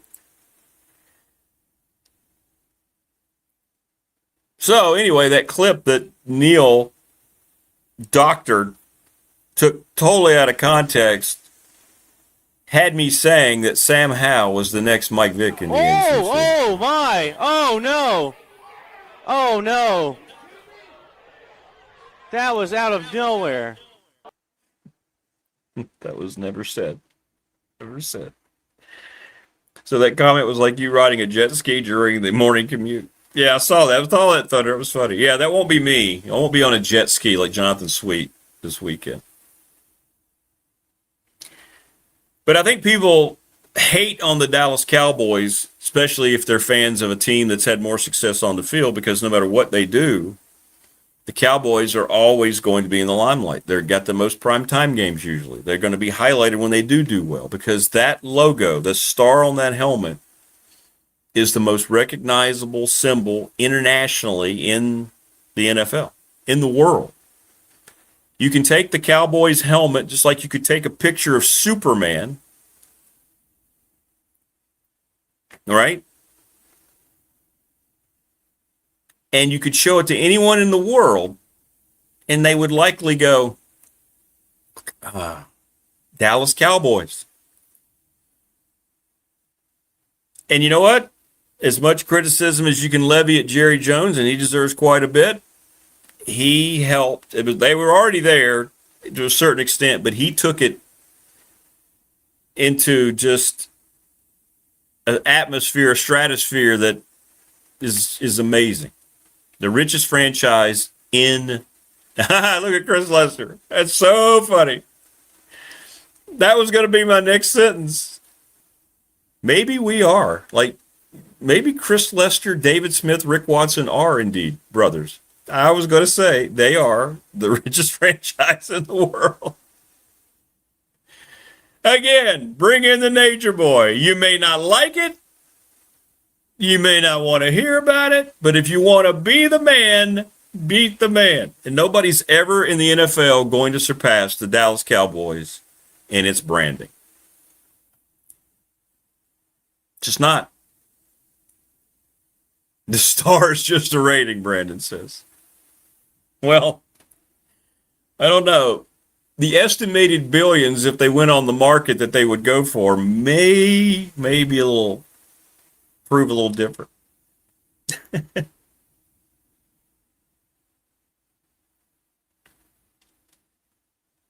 Oh, Brad, the bad driving guy. Yeah, I tell you what, bad driving guy.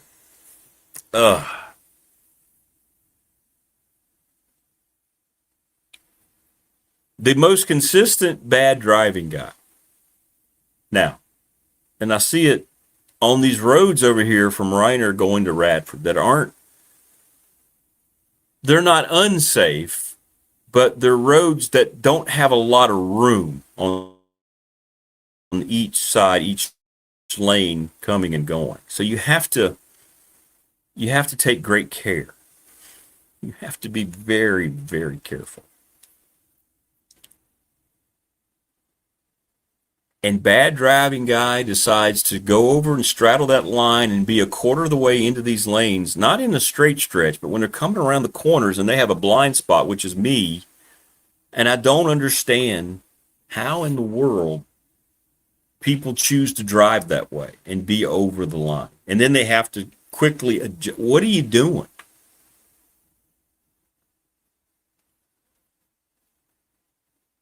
Terrible bad driving guy.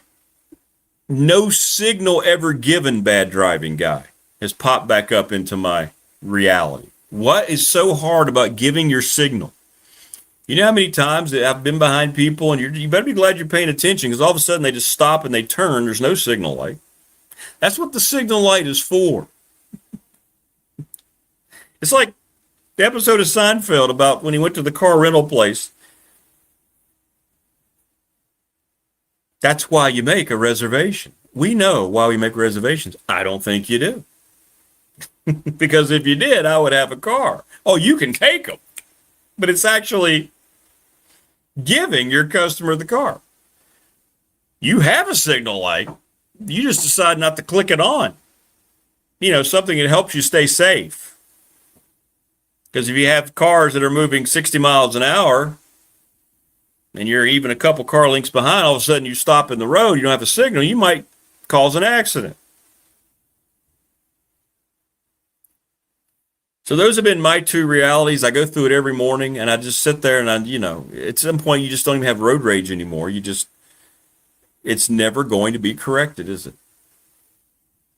But guy coming over the double line on a blind spot around a turn on some of these roads here in Reiner, it blows my mind.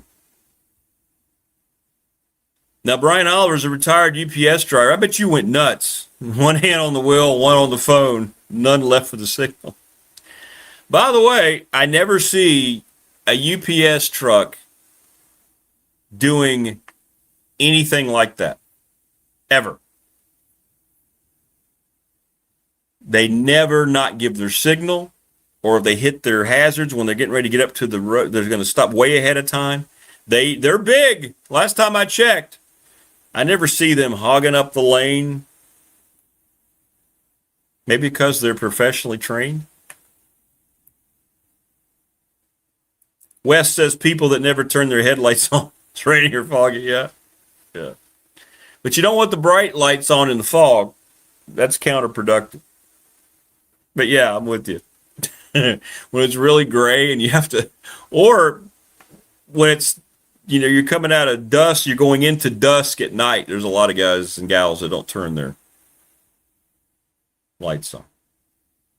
Good training plus absolutely everything is tracked. Yeah. Well, you're some of the best drivers on the road. I'll tell you that. I've never had an issue with a UPS truck. You next time you're behind one, just watch them. It's crazy. And you're thinking, why can't everybody drive like that?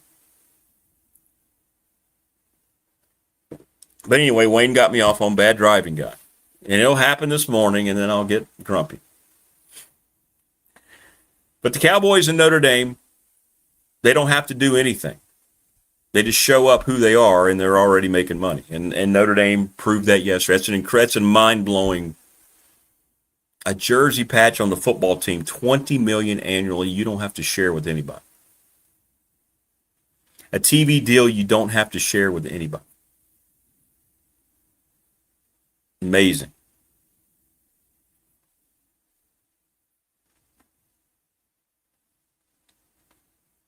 And I'm guessing it's true because he said it. Big Ten guy said it's easy because they have the richest, most viable alumni base in the country. So there you go. They're always going to have it.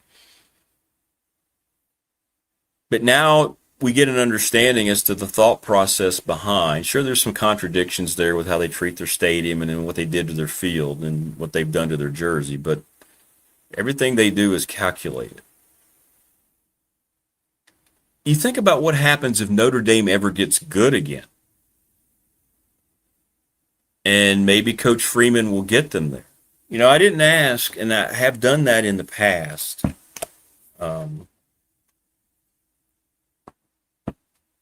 Phil Steele yesterday.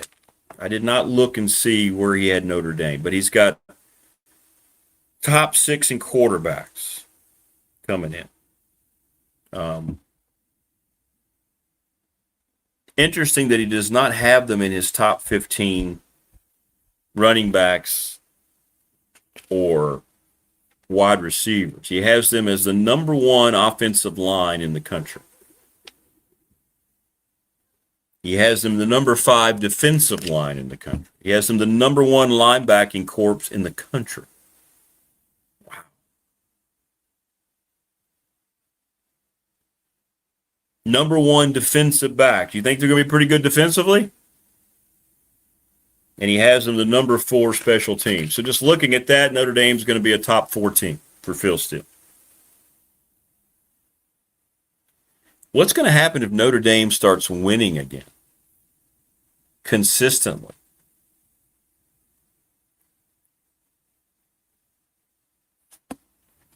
Whew. What do you think is going to happen to that brand then? With sponsors, television.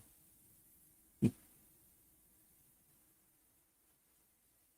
know, there was, and maybe, I don't know, maybe the NFL would be the lure, but I think Marcus Freeman has turned out to be one hell of a young head football coach. They knew what they were doing. They knew what they had. They had a bird in hand instead of going out when they changed that job. And he gets everything Notre Dame represents. And maybe it is time for Notre Dame to turn the corner led by that defense. Yeah, exactly. The most offensive starters coming back. Guys get paid there. I don't even know. You don't even hear, but they don't have to. They're an independent, so they just do whatever the hell they want. The freedom to be able to do what you want matters, doesn't it? Yeah, Charlie White said they can't compete due to the academics. Yeah, I remember that. What? But there were some rumors about Marcus Freeman in the NFL, and maybe that'd be I can't imagine him even considering any other coaching job in college. Why would you? You're at Notre Dame. Like Brian Kelly had some things going on. He probably knew it was time for him to go. I think it was going to happen there anyway. But Marcus Freeman, I don't think will ever leave unless, you know, an NFL head coaching job that he wants, then why not? But why would you leave? Why would you leave that place? I wouldn't. What's his overall? What's his overall? By the way, if you don't have it, there you go. Phil Steele College Football Mag. David Teal going to join us here momentarily. So, page 206 for the Irish. So, Marcus Freeman, after a 10-win season last year, of course, they had the big thing going up, right? He's 43-12 as the head coach at Notre Dame. That's pretty darn good, 43-12. Very, very good. Mike Burnup comes up here in just a little bit, joining us now on the program. He is the Hall of Famer. Hey, we got back Hall of Famers. David Teal joining us on the program. What's up, David? How are you? Good morning, Rick. Oh, my goodness, David. The polls out. Boy, fans love polls. They were released yesterday in the ACC. Anything, any really exciting happened for you there? No, not really. It pretty much mirrored my ballot. I wasn't more than 2 places off the consensus with any of my picks, so I didn't wander too far off the reservation. The consensus on Virginia Tech was 8th. I had the Hokies 7. The consensus on Virginia was 6. I had the Cavaliers 5. So pretty much what I expected. And Miami is, of course, the landslide choice. And I would remind everyone that Clemson was the landslide choice last year. That's right. I actually brought that up to Phil Steele yesterday. He had Clemson winning the whole thing, right? So, hey. A lot of people did. Yeah, exactly. And those who didn't might have picked Penn State to win it all last year.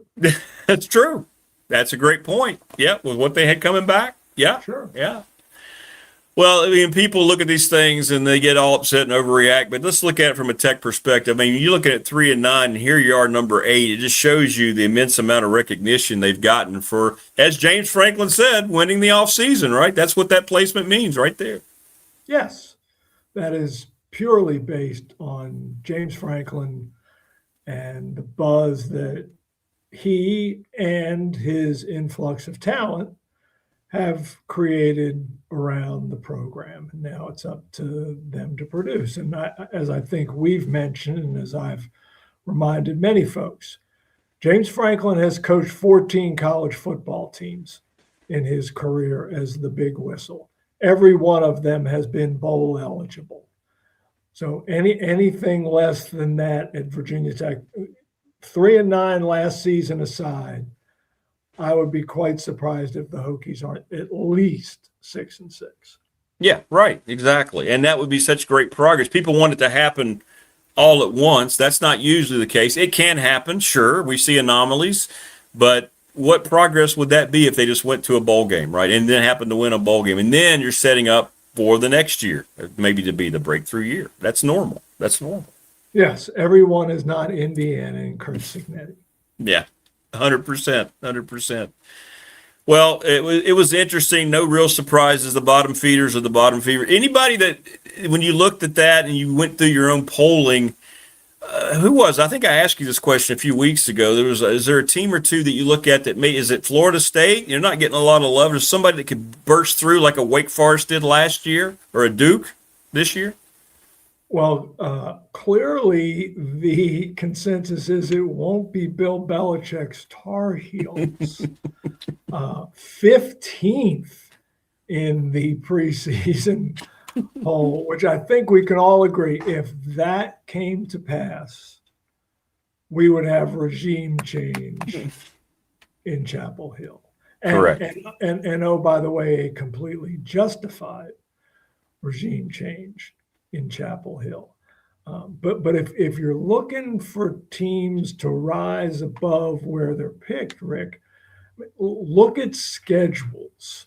Yes. And 3 teams that really stand out with manageable conference schedules are once again Virginia, NC State, and Pitt. So if they could be very similar to Virginia Tech, say, talent-wise, but because they don't play the likes of Miami and Clemson and Georgia Tech and Louisville, then, they catch a break. And they all have good quarterbacks. All 3 of them. Bailey Kidd's back at State. Everybody loves Pitt's quarterback. And then, of course, Heinschel. Yeah, and great things about the kid transferring from Missouri to Virginia. So, yeah, it makes a lot of sense, doesn't it? It helps a lot when you don't have a tough slate each and every week, doesn't it? Yeah, no question. I'm not to suggest that the games are going to be gimmies. And, we all looked at the schedule last year and thought, anybody who has to play Clemson, that's going to be hard, especially on the road. Well, Syracuse is one of the worst teams in the league last season, and its only ACC victory was at Clemson.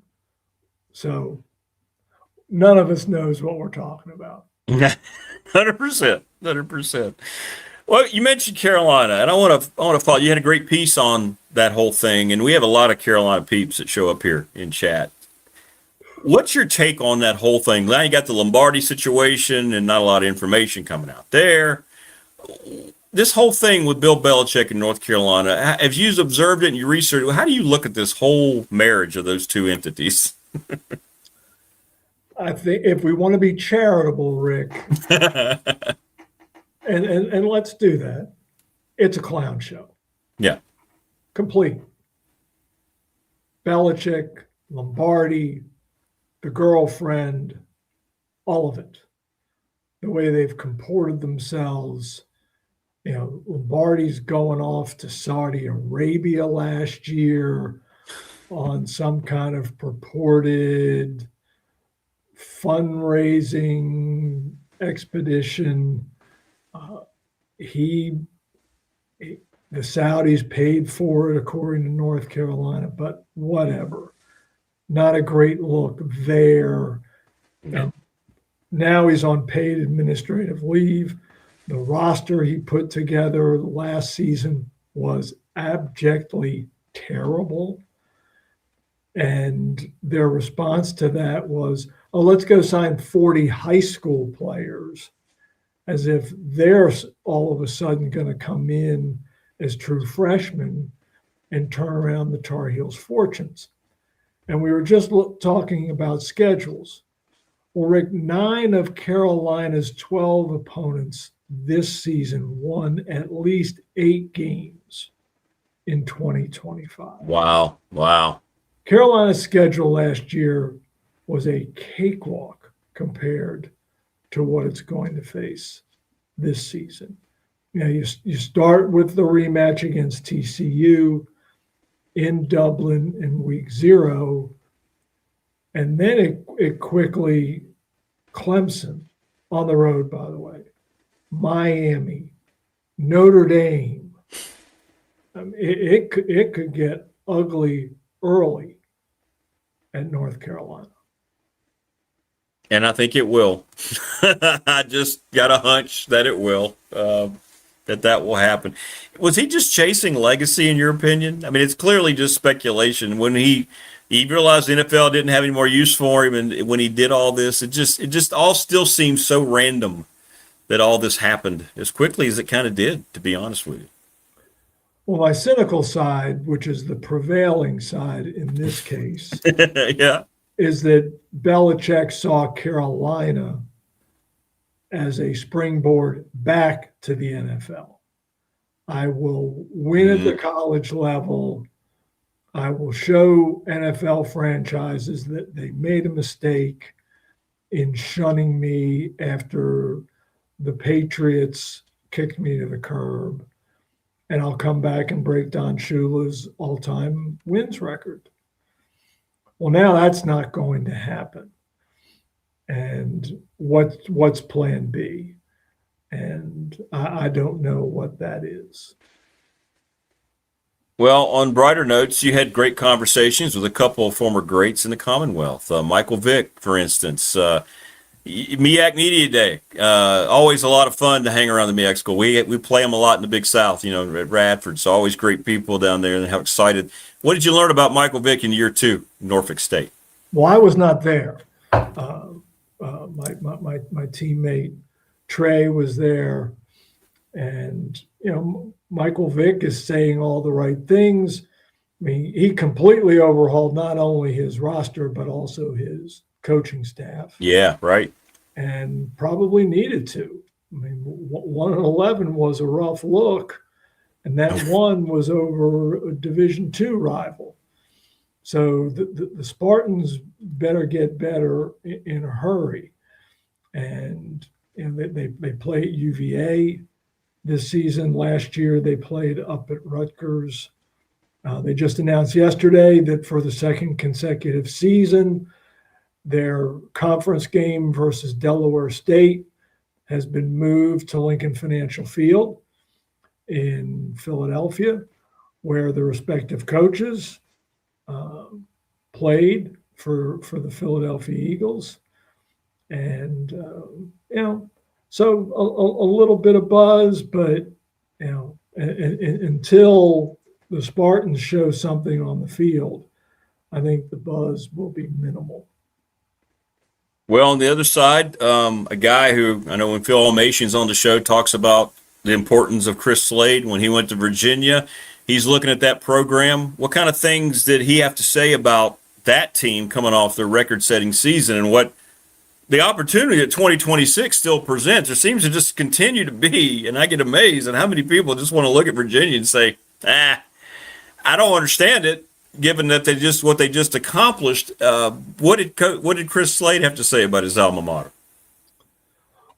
My conversation with Chris was rooted in the fact that he has experienced the two greatest seasons in Virginia football history. The first as a player and the second as an assistant coach. Right. So who better than he to assess, analyze what it takes to follow up on that success? In 1989, when Chris was a freshman and a starter at defensive end, Virginia won 10 games for the first time in its history and won its first ACC championship. And then in 1990, to follow it up, famously started 7-0 and ascended to number one in the polls. Now, it didn't end well. Lost to Georgia Tech in an epic game, clash of unbeatens at Scott Stadium. Then Sean Moore gets hurt, dislocates his thumb against Maryland. The Hokies crush them, and then they lose to Tennessee in the Sugar Bowl. And then last season, Virginia wins a school record, 11 games, and finishes in the top 20 in the polls, beats Missouri in the Gator Bowl. And now Slade firmly believes, and I agree with him, that the Cavaliers are positioned to sustain that success. They have the resources. They're paying for their roster. They have a really good front office led now by Justin Spiros, the general manager, who's been with Tony Elliott, by the way, for 13 years. Justin Spiros was a freshman at Clemson, volunteering in the football office. And he's been attached to Tony Elliott ever since. And Elliott brought him to Virginia, and he's risen in the ranks.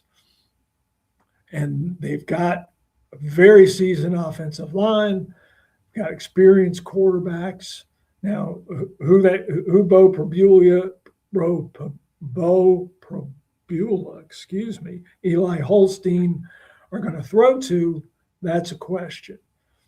But Cavaliers have some personnel, and they have Cam Robinson back at linebacker. So I think they're going to be very good. I'd be very surprised if Virginia doesn't win at least 7 games. Right. And I think for some reason, just the fact they lost to Duke just seemed to, in many people's minds, completely just took them out of their season, which it didn't. I mean, it was a big disappointment, I know, not to move on to the playoff, but they bounced back, as you said, and won that bowl game. A lot of programs couldn't have done that, given that context. So, I don't know. I'm with you. Notre Dame made a power play yesterday. They're getting $20 million from SoFi. They talk about their branding, and how about that? The most that's been reported so far, by far, for one company branding a school. Well, they had to one-up Ohio State, right? Ohio State had its deal with Chase that is for a reported, I think, $15 million is what I read. So Notre Dame said, "I'll see you 15. I'll raise you 5, and we'll go with SoFi." So good on the Irish. And time was, Rick, when $20 million could take into account your entire payroll. Now it's not even half your payroll. Correct. Yeah, not even half. Maybe a third. Maybe a third. That's where we're headed, I'm told. $60 million rosters are going to happen unless we get something happening. In this conversation with the SEC and the Big Ten, and they're looking at this bill, what do you think is going to happen there? Is this just posturing, or are we having actual movement? What do you think? Both. Yeah. No, I'm not trying to be flippant. No, I feel the same way. I think both of these things can be true. There is movement. And maybe it will come to the floor in the Senate. And it may even pass the Senate. Will it get to the House and pass and then signed into law? I remain very, very skeptical. What I would encourage folks just to keep in the back of their mind and to monitor is that a group of football players at Stanford have signed on to the National College Football Players Union movement and starting a chapter there. I think the end goal, and it may be a long, long time coming, is collective bargaining among athletes with their conferences, not the NCAA as a whole, but with their conferences. And it will take a lot of doing, especially when it comes to public schools and state right to work laws and such. But eventually, long after I am caring about all this foolishness, and I am sitting on a rocking chair with a drool cup or whatever, we will have collective bargaining among athletes in either their schools or conferences. It's the only sensible outcome. Yeah, but you're right. It's going to take a long, long time. Now, if you're sitting in that rocking chair, will it be in a beach setting or will it be out watching the mountains? Or you're going to be out in the woods? Where are you going to be? Well, whatever old folks home I can afford. Rick, who knows? Well, it was an interesting. They hate to have until 9 a.m. today to actually make their stance. To go ahead and do that, right? To change their position on that and see. It didn't seem like there's going to be enough time to do that. But it's been interesting. There's been a lot written about it this week. But feels like, I agree with you. I think it's both. It's movement and posturing. But I have no confidence that David, anything's going to happen of any substance anytime soon in any kind of regulation. So. No, but I would encourage folks, Rick, who are interested in these issues and this topic, just read Ross Dellinger. Yes. He is the gold standard, and he distills it into understandable prose that even dopes like me can understand. And I don't believe, I don't think I'm misrepresenting his resume. I don't believe Ross went to law school, but darn if it doesn't feel that way. It sounds like it. Yeah. He is very well versed in this stuff. And I like people who can educate me and tell me things I don't know. And Ross does that on a daily basis. No, he's terrific. I agree 100%. Yahoo does a great job overall, to be honest, with their sports coverage. But he is outstanding. And he does. He comes across like you're watching a lawyer write articles about all this stuff. But what's your week look like? What do you got coming up here for the peeps if they want to follow what you're going to be writing about? Maybe getting away next week, Rick. So not a whole lot. I've got a story coming this Sunday on Justin Spiros, the Virginia general manager. And then probably Sunday after that, because we like to run our longer form profiles on Sunday, old school in the print product. A very long piece on the new Virginia Tech athletic director, Brian White, and his lineage. I talked to his mom, talked to his dad, talked to both his brothers. Fascinating conversations with everyone, and read Kevin White's book. Just a remarkable family and remarkable anecdotes, and I think people will really enjoy it. Well, and I hope you enjoy your time next week. So in other words, don't bother Teal about being on the show next week. No, because I'll be in Denver. You'll be in love Denver. My Broncos lifer, so I love it. Well, you're spending a lot of time out in that area, aren't you? You're loving the West out there, not the far West, but the mountain areas. That's your play. That's where your rocking chair is going to be. You're going to find a spot that's going to be it. Well, safe travels, man. We'll talk in a couple of weeks. All right, Rick. Be well. Thanks, brother. You too. Safe travels. Good stuff. David Teal joining us on the program. And a good tape. There you go. We'll talk to Mike Burnett more about the where Tech is picked and all the things going forward. Yeah, we will. We will. I'm going to go get Creed here. I got to send Mike his invitation, and I'll be right back. Everybody knows the drill here with the animal. Been a little worried about him. He's kind of been a little gimpy the last couple of days, so.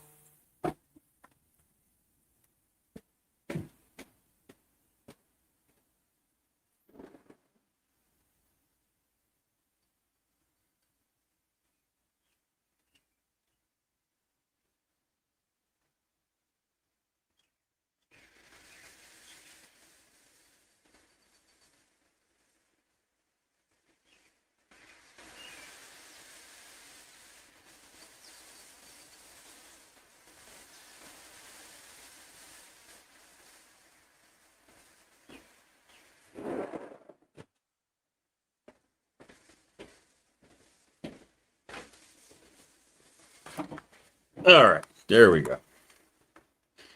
Sorry about that. I think he runs so fast at times, and then he kind of comes down a hill and he kind of pulls a little bit of a muscle. I think that's what he does. Don't forget, Professional Door Incorporated, 40 years in business, 674-0008. You have only 3 days to get your $40 off preventative maintenance visit. And if you're not doing it, it's just silly. You can schedule it for any time you want. Any time you want. And don't forget about the big jet skiing event this weekend. Claytor Lake, Pulaski County Sports and Entertainment. They are the best. So get down there and check them out and get it done. And we'll get a report next week. See how Jonathan Sweet did. BDST Fan Question of the Week brought to you by the attorney Ryan Price, 701 West Main Street in Radford, Trust and Estate Planning. How are you? If you're taking away your fanship, who are you going to pull for? Getting some Alabama votes today. So fans aren't telling me who they are fans of. They're just telling me who they would pull for. There's Brandon's question. If they weren't fans of the team that you are now, which other college would you pull for? Interesting. And since I haven't seen any Tech or UVA votes, I'm assuming a lot of the people are Tech or UVA fans. Sundown Electric, that's the Smith Brothers, long reputation, long list of satisfied clients. Reach out to them. 5-star ratings all the way around down in Elliston. The Super Bowl, 540-382-5525. Leagues are forming now, men's and women's for kids. Reach out and talk to Terry and Amanda. They're the best. The absolute best. Morris says, hey, of course nobody knows, but if the Friday tailgate could happen, have you compared Tech and Virginia's Pitt schedules? I have. Pitt has 4 home games, and their first road game is coming into Blacksburg. Family Fencing, sponsor of our studios, 540-200-8294. Thanks to Family Fencing. Reach out to them, get a free quote. Mark Hunley and McClellan Chiropractic. Appreciate him. And next time over there doing a video, we're going to go through some of the things, and he's going to show you how all the equipment works. It's pretty easy from a patient standpoint. Little River Heating and Air, 1095 Radford Street in Christiansburg, 540-553-2971. Go see Charles Lee in the blue and black truck. Reach out to them. Talk about preventative maintenance on your heating and air units. National Bank. They've been my partner for 35 years. Exclusive banking partner of BDST here on YouTube. They are the absolute best.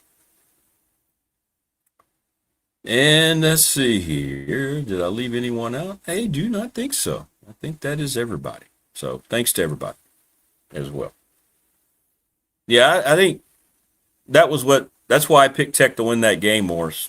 Pitt coming in here after 4 home games. That Friday night, Lane Stadium. Yeah, I don't like their chances in that one. Joining us now on the program, the Hall of Famer. We got back-to-back Hall of Famers from David Teal to Mike Barnard. What's up, Mike? How are you? Good morning, Ricardo Watson. How are you? Good to have you, man. Well, thanks for adjusting and coming on today. Phil yesterday, it was one of those deals where he only had one opening, and then he was gone for like 3 weeks. So I wouldn't have. I was like, well, Let me call Mike and reach out to Mike and make sure everything's okay with Oh, that's moving. So no thank problem you at for all. doing That it. guy's great. He's awesome. He's got so much knowledge. It's unbelievable how he just rattles through that stuff. He's amazing. So I'm glad you got him on. That's great. I don't even hear him going through the book. I was throwing all these teams at him, and I'm like, how? How do you do that? Now, he may have, but Well, he it's probably does unreal. it for 8 hours every day since that book came out, right? That's true. That's true. Well, he's really high on the direction of Tech. He really is. So he has them as one of the most improved teams in the country. So that list in particular, he gets things right a lot. If you look historically, the last 20 years, when his most improved teams have that he's put in there have done that. So that's a pretty good sign, I think, going forward. Well, yeah, I agree. I mean, they got really nowhere to go but up, right? And the talent is so much better and the depth is so much better. They're going to be better this year. There's no doubt about it. Now, where they got picked in the league, I think that was kind of interesting at 8th, which is probably good because that chip on the shoulder gets a little bigger. Yeah, and I think coming off of 3 wins, I mean, they're 8th. They got room to go up, and where they are, they're very close proximity to some of the teams around them. Did anything really surprise you? Is it Tech being 8? You think maybe they'd be up a couple slots ahead of that? I thought maybe they would just based on a lot of the people that you've read and heard about and whatnot. But, I'm not shocked. I mean, UVA being 6th, I think was interesting too, knowing that they lost quite a few talented people. So, yeah, I'm kind of glad they're picked ahead of Virginia Tech because, again, that's something to look forward to down the line to see. Because you talk about a big game at Blacksburg at the end of the year, that's going to be huge because of what happened last year, the streak getting broke and all that, and it's time to start a new one. So, yeah, it was kind of interesting. And I know the SMU is getting a lot of love because they're quarterback and they got a lot of pieces to the puzzle, and Louisville does. They seem like they challenge every Yeah. year. So, yeah, Clemson, Georgia Tech, I thought Georgia Tech might have been a little bit higher with an unknown quarterback. I was kind of surprised the regime after Haynes King that they got picked with that much love. Yeah, that was the one that stood out to me as well. I was talking to some people about it yesterday. I didn't really understand the whole being picked 5th because Haynes King meant so much to that team. Maybe they have a guy they like. Maybe, I don't know. Maybe they're just respecting the program. But that seemed pretty high to me. Yeah, I thought so too. But they want to run the ball, and they got some really good running backs and a big offensive line. So, if Mendoza can do a little bit of something, they'll probably be okay. But, yeah, that was a little bit of a surprise for sure. Miami, the runaway pick after their run last year, not a surprise at all. People with Mensa coming in. Again, maybe they are getting more of the benefit of the doubt than they should. I don't know. But it feels like people are starting now to believe that Mario Cristobal is cementing that program to be like Miami of the old days. We'll see. Well, he's got a money bank like the NFL, right? I know. I mean, he can buy those quarterbacks and steal them away, and every year it's all about the quarterback, right? Mensa's a good one, showed it last year, and and you look at Malachi Tony, the receiver, and you look at Mark Fletcher. I mean, they got some weapons, big lines, both sides of the ball. So, you keep the quarterback standing, they got a chance to be really good and maybe win it all. I agree with that. I knew they'd get picked number 1, so no surprise there with that one for sure. Well, you're right. It comes down to that money. I mean, they lost 4 of their starting linemen, but everything I've read about the 4 guys that they brought in, people are like, they won't miss too much of a beat, right? They're just going to plug them right in. It's crazy. I mean, yeah, that's what they do. I mean, when you got that kind of money, you can do that and replace guys. And so, there's a lot of luster and love around Miami now because of what they did last year. And again, they don't even get in the playoff, right? If UVA probably wins that championship game over Duke, Miami probably doesn't get in. So, correct. I mean, I think that gives hope to every team out there, especially in the ACC, a team like Virginia Tech, and just to see what Indiana has done with Kirk Cignetti over a short period of time. I think it can be done, right? And why not us? So I think that's kind of the mentality that you take and have to have and continue to develop and work on. Mike Burnett joining us on the program. Thanks to Louise Baker, the Louise Baker team, Long and Foster Realtors. As Louise is fired up. She's already fired. She's already talking about the season and ticket giveaway, so she's ready to go. So, when is that going to be? When is that big ordeal? She's going to do it. she's got a couple of games. She's deciding on which one it's going to be. She's got two games in hand. I said, look, whatever you want to do, just let me know. She'll let me know. I know it's a little later in the season, so it could be the Pitt game. It could be around Georgia Tech. We'll see. We'll see what she does. So that Georgia Tech game's been a hot ticket because I guess it's homecoming, and it's October, and I guess the leaves are kind of in peak form maybe. But that's been a hot ticket to get at. People call me asking, hey, can you help me get tickets? Like, no. Yeah. I am not Ticketmaster or SeatGeek. I didn't realize you did that as one of your other businesses. Mike, congratulations. I didn't know you were dealing with tickets. Yeah, my spare time. Oh gosh. The North Carolina, it's a disaster, continues with Michael Lombardi. I don't know what David Teal was very kind, very more diplomatic than that. But boy, Mike, this is just, it amazes me what's going on around that football program ever since they brought Belichick in, and now this thing with Lombardi that apparently is going to get worse. It just, when's this going to end? Carolina fan has to just be screaming in the hills right now for this to end. Jeez. Yeah. They're wondering when basketball is going to start. That's all that matters. Yeah. I know. What a mess. I mean, that whole project just hadn't seemed to work very smoothly with bringing him in and all the great stuff he did in the NFL with the Patriots and the Super Bowls. Hadn't changed in him going to college. It's such a different world, and trying to get a roster put together and get quarterbacks. And now you got this situation with him. It's not smooth down there by any stretch, and I'm not sure how long the leash is on that whole operation. You would think another poor season given on top of this thing with the writing. The book might be starting to be written, the final chapter this year, I would think. Maybe. We'll see. Yeah, you never know. You never know how much money they have. That would cost a fortune, too, after just 2 years. I know. So, I know. But I think Carolina's probably got a lot of money, right? So yeah, it's probably not a big issue in the big picture, maybe. Well, as we look forward, this is a good time of year if you're a college football fan. We're getting practice going. It's going to start this weekend in Blacksburg, Mike. And you've been to a lot of camps early. Is there a tone that they're looking to set? What happens early in a camp? You'll be there, you'll be watching. What kind of things is James Franklin going to be looking to implement coming off of summer, getting ready to pick up where they left off from the spring game? Well, I think that's what you want to see, is pick up right where you left off, not have to waste a lot of time, going back through the basics, the X's and O's. You kind of know what they want, and you bring that energy and you get off to a great start, right? So just don't waste any time. Be productive every day and try to get better, a little bit better every day, and try to get that depth chart chiseled out.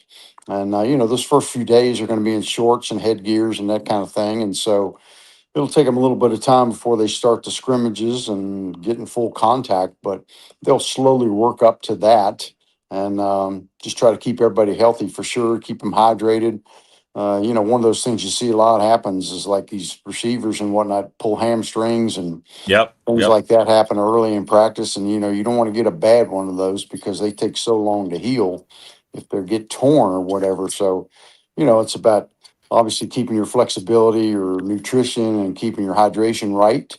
And I think they come in Tuesday and start practice Wednesday, or maybe it's practice Tuesday, but that's when they'll get going. UVA goes this week because they got that early game. Right. It's going to be here right upon us, and it's going to be exciting.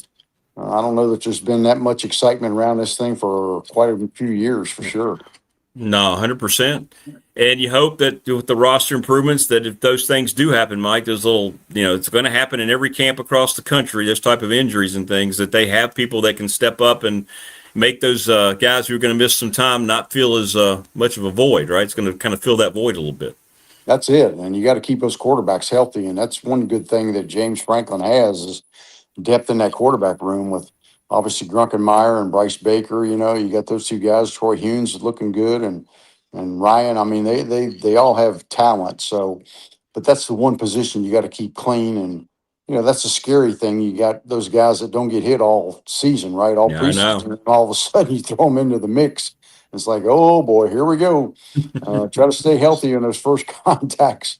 I mean, that's like, man, oh man, the one position, right, that you don't get any contact until the day of the game. It's like an eye opener. So yeah, so you got to stay healthy, and that's the thing too. He talked about depth a lot, and they have more depth. And I'm anxious to see how the offensive line, some of those guys that were out in the spring, same way on the defense. Some guys, a lot of guys were out in the spring, and get those guys caught up quick because they won't waste much time. I mean, you got to get that depth chart kind of chiseled in, and then hone in on your opponents pretty quick. Well, you mentioned Indiana. I mean, we talk about Indiana and Kurt Signetti. They've had more money this year to go out and spend on players than he had the first two rosters, and here he is, being the national champion. What do you think that'll be maintained? What's your first opinion on that? Like, Big Ten's so tough. They've won the last three natties. You got Ohio State, you've got Michigan, but do you think Indiana's now here as one of those programs, or do you think it's going to be a natural kind of slow regression a little bit? I think they're probably still here. They may not win it again, but they probably be real close. And I think they'll challenge certainly in that league. I mean, they're good. He's done such a great job, and it seems like he has a knack for getting those guys to play hard because there's not a ton of 5-star guys right on those rosters that he's had. And he gets them to buy into the culture and the program, and they seem to play as a team as good as anybody. So I don't see them taking a big step back. The quarterback was obviously special and kind of came out of nowhere because his odds to win the Heisman were not very good last year. So you just never know, what happens in that spot, and can he replace him with another talented guy that can get the job done? Well, we talk about all the money and all these tech hires have been regarding fundraising. Then Notre Dame shows up yesterday with Ohio State and says, "Oh, by the way, we just got $20 million for this little small patch from SoFi, and Miami's got a J.P. Morgan deal." Pretty soon, Tech's going to be announcing their deal. I mean, it's going to happen, and I think you're going to have them on each side. Mike, what's your take on all that? I mean, it's anything to create revenue, right? That's where we are. You have to nowadays. I mean, that's the name of the game, and I think you'll see come springtime. I think you'll see some kind of a big time concert come to Lane Stadium. Maybe you'll have one, maybe you'll have two. If you're going to have one concert and the stadium's going to be kind of torn up, the field is. Why not go ahead and have two, like maybe 2 weeks later or something like that? Sure. And make some big bucks on that. I don't see that being out of the question. So, you got to be creative, and especially when you only have 6 home games. You got to find ways. I mean, that stadium since empty, 350 some days a year, right? So why not put it to better use and try to make some money out of it? 100%. And I don't know, who the sponsor might be and who it's going to jump on there first. It's going to make big news, right? When we find out that first, shoulder pad jersey sponsorship, it's going to be a massive deal, isn't it? People are going to be talking about that because that's going to be immediate brand recognition when you're the first one. I'm sure they're probably closing in on a deal we don't know about yet, but that's going to be a big deal in Blacksburg when that happens. Well, that was one thing that Brian White wanted to look at and talk about is all the contracts that are out there in place, the Nike deal, this deal, that deal, the radio deal, I'm sure probably look at everything that's out there and see how they can better improve themselves. And so I'm sure they're working on stuff like that. It may not come together that fast, but it'll be a matter of time before they get something going, and it's just necessary. And it's one of the things that you got to look forward to for sure. And there's so many big time companies in the state of Virginia. I think it would be a win-win for both. Oh, 100%. 100. It's going to happen. It's going to happen. You think about all those companies up in Northern Virginia. I know. And the tech alumni that are up there. My goodness. Yeah. Makes all the sense in the world. It really does. Yeah. You got a couple more trips, don't you, coming up? Oh, yeah. Crap's going to hit the fan here soon. Starting Sunday. Sunday, I got to go to Emporia. And then I think Tuesday, I'm in Lunenburg. Down there for a Hokie Club function, both of those. And then later on, I got to go to Fredericksburg the week after or so, I think. I got a Swing for a Cure in Roanoke, and I got a Rotary Club, and there's still a few more left. You're like a rock band. You're just touring the country playing gigs right now, right? Until the season starts. Yeah, it's coming quick, and then it'll kind of get into a routine after all that's over with. So it'll be fun, though. We're looking forward to it. All these teams, everywhere you go, Rick, everybody's so excited and jacked up and wants to hear about what's happening and how they're going to be and how many games they're going to win. And what do you think? What do you think? You know, that kind of stuff. It's pretty fun. People asking, have you seen any people follow Mike and his property? Any snake issues so far this summer? No, my daughter was up a week or so ago, and she said, "Have you seen any critters?" And I said, "No, I haven't seen any snakes." Now I've seen tons of rabbits, squirrels. I've got deer everywhere. They keep eating my trees, even though I got that spray stuff on them. My bushes, my balloons off the plants. I got a squirrel that ate. When I was on vacation in Destin, I came back and I had 2 of my pots in the back porch, and the squirrels had taken all the bulbs and ate all those out of the bottom of it. I mean, it's like, come on, Sammy. Pretty soon I'm gonna catch you, and you're gonna be down by the river somewhere. Yeah, absolutely, absolutely. There's a farmer out here in Reiner. He talked about that spray that you mentioned. It's like all you're doing apparently, because he had the same thing. It didn't affect the deer at all. It's like I think all you're doing is putting sauce on there, and they're just like, it makes it's like that's the opposite effect because they destroyed all of his blooms too. So. Yeah, it's having the buffalo wings hot, right? Yeah, this is pretty good. I think I'll try some. That's really awesome. And then they say it doesn't wash off in the rain. I'm not sure about that now. It's like, I don't know some of how these that works. rainstorms we've had, it's like, man. Yeah, I don't trust that. They like the blooms, Rick. You know, the blooms come out and they're nice and pretty. You know, you get a red one and a yellow one. Yeah. And it's like, well, those things pop out. Well, is there any spray on those left? Because they kind of just pop up, right? Yep. So then that's like buffet time. Oh, hey, they're here. That's right. Yeah, no doubt. Colorful. Well, good stuff. Well, again, we want to thank Louise Baker. She wanted me to tell you hello, by the way. Absolutely. Love Louise. Hope she's doing well and having a good summer. And I know she's looking forward to football, too. Oh, she is. We're thinking about doing like a BDST tailgate, Mike, for the Pitt game. So if we do that over at some of the season ticket holders, get you to stop by before you go in the stadium. That'd be great. I'll let you know. Yeah. Have to be pretty early because we're on the air for 2 hours before. So well, I'm sure we'll get there in the mid-afternoon probably that day. So we'll figure it out. On the grassy knoll over there? No, I don't know what they're doing. I have no idea what they're doing over there. I have not heard. What they're doing. So no, I'm not. I miss it. I miss the Big McAdoo sandwiches they used to give us. I'm sure those were good. That was a good reason. It was a good reason. Well, man, safe travels and best of luck with the critters, and we'll talk again next week. Yep, sounds good, Rick. I appreciate it, and thanks, Louise, and you guys have a good week. All right, brother. You too, man. Take care. Okay. Take care. Mike Burnett, appreciate him moving for a day. He'll be back to his regular spot. But, yeah,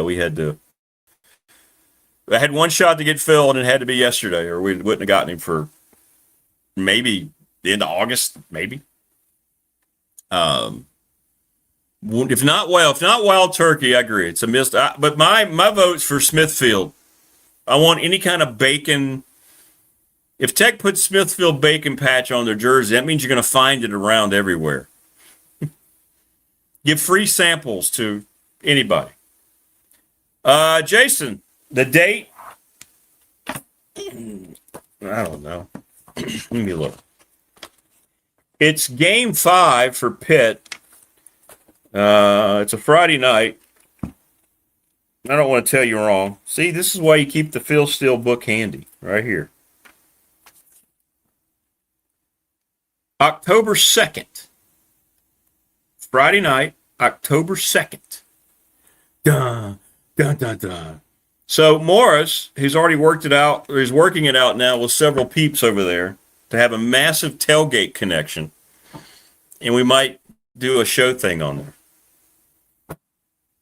Get peeps to come out, and we just hang out and tailgate before the game. Mike said he'd stop by. I don't think Morris has any problem getting there early. See, Low Country, his votes with Smithfield. Don't you think, Low Country? Wouldn't that be great? For the first 40,000 fans in attendance, you get 2 packs of bacon. Smithfield's good. Wright's Bacon is the best, thanks to BDST legal counsel Richie Davis for introducing me to that way too expensive entity. But boy, it's good. Ooh.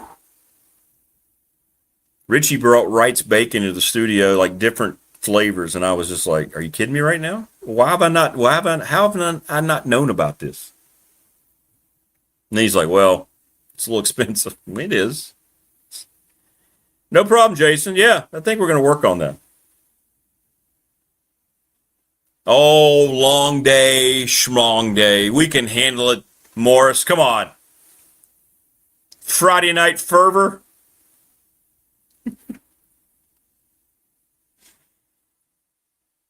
Yeah, Richie still has Gus, the wonder dog. Yeah, beautiful dog. I would, I would bring Gus here to live in a heartbeat. Love Gus. He's massive. I don't remember the breed that he is, but he is a fine, fine animal. He is the unofficial mascot of BDST. I haven't seen Gus. I never get to see Gus. Gus is a tremendous creature. Tremendous creature. And Richie's a tremendous human being. And the pop show. I love when a plane comes. There you go. Yeah. Yeah, we could do that. Who's bringing the wild turkey and bacon? Well, I expect if we bring some tailgates together, we're going to, Hokey Bob, we're going to volunteer you if you're listening. Yeah, Creed is, I guess, the unofficial mascot. Yeah. It's sad. Like, it won't last, but I can tell he's got a little thing going on, kind of like a football player battling through it. Like when he's walking, like he just walked from, you can't see it, but he's kind of got a little sad. I hate to see that. He's favoring his left, kind of his left haunch here. Of course, you remember the surgery I had to perform last year because of his bulbous region around his shoulder. Costco Kirkland thick bacon. I've not had that. But I'm telling you, if you ever got a little extra cash and you're in the meat cooler, Wright's bacon. Damn you, Richie.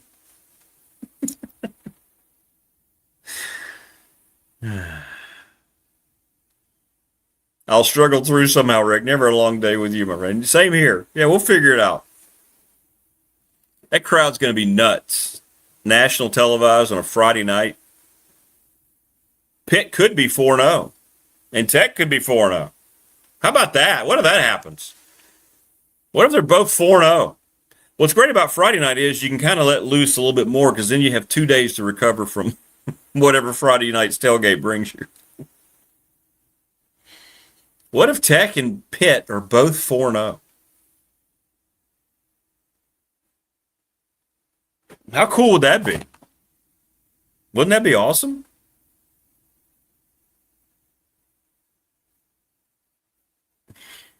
I didn't hear no Bell Creed. Yeah. He's a tough guy, but he knows he's a little messed up. You can just see it on his face. He's like, man, I did that again. Man, I kind of screwed up there, Dad. Yeah, he calls me Dad. Great stuff today. Now, tomorrow's a short show. We have the all-staff meeting down at Radford that starts around 8. So I think we'll have time for David Smith. And then once Andy Bitter is done, I'm going to have to talk to Dwight about his schedule. Maybe we can get Dwight on Friday. But, yeah, we got to stop early tomorrow. Not my choice, but it is what it is. It is what it is. Brian says that's the look I have on my face. You know exactly the look I'm talking about with Creed. You know exactly what I'm talking about. All right. Thanks, everybody. Appreciate you. But, Rick, Friday night is high school football. True. True, Rodney, it is. It is. Unfortunately, that'll be overshadowed on that Friday night. You're right. Look, I'm with you. Nobody's a more traditionalist about high school football Friday nights than me. I'm with you. So we'll see you briefly tomorrow on the program. First hour or so. And then I'm outie. We'll be back. Well, we'll talk more about it tomorrow. Enjoy the rest of your Wednesday. Take care, everybody. We'll see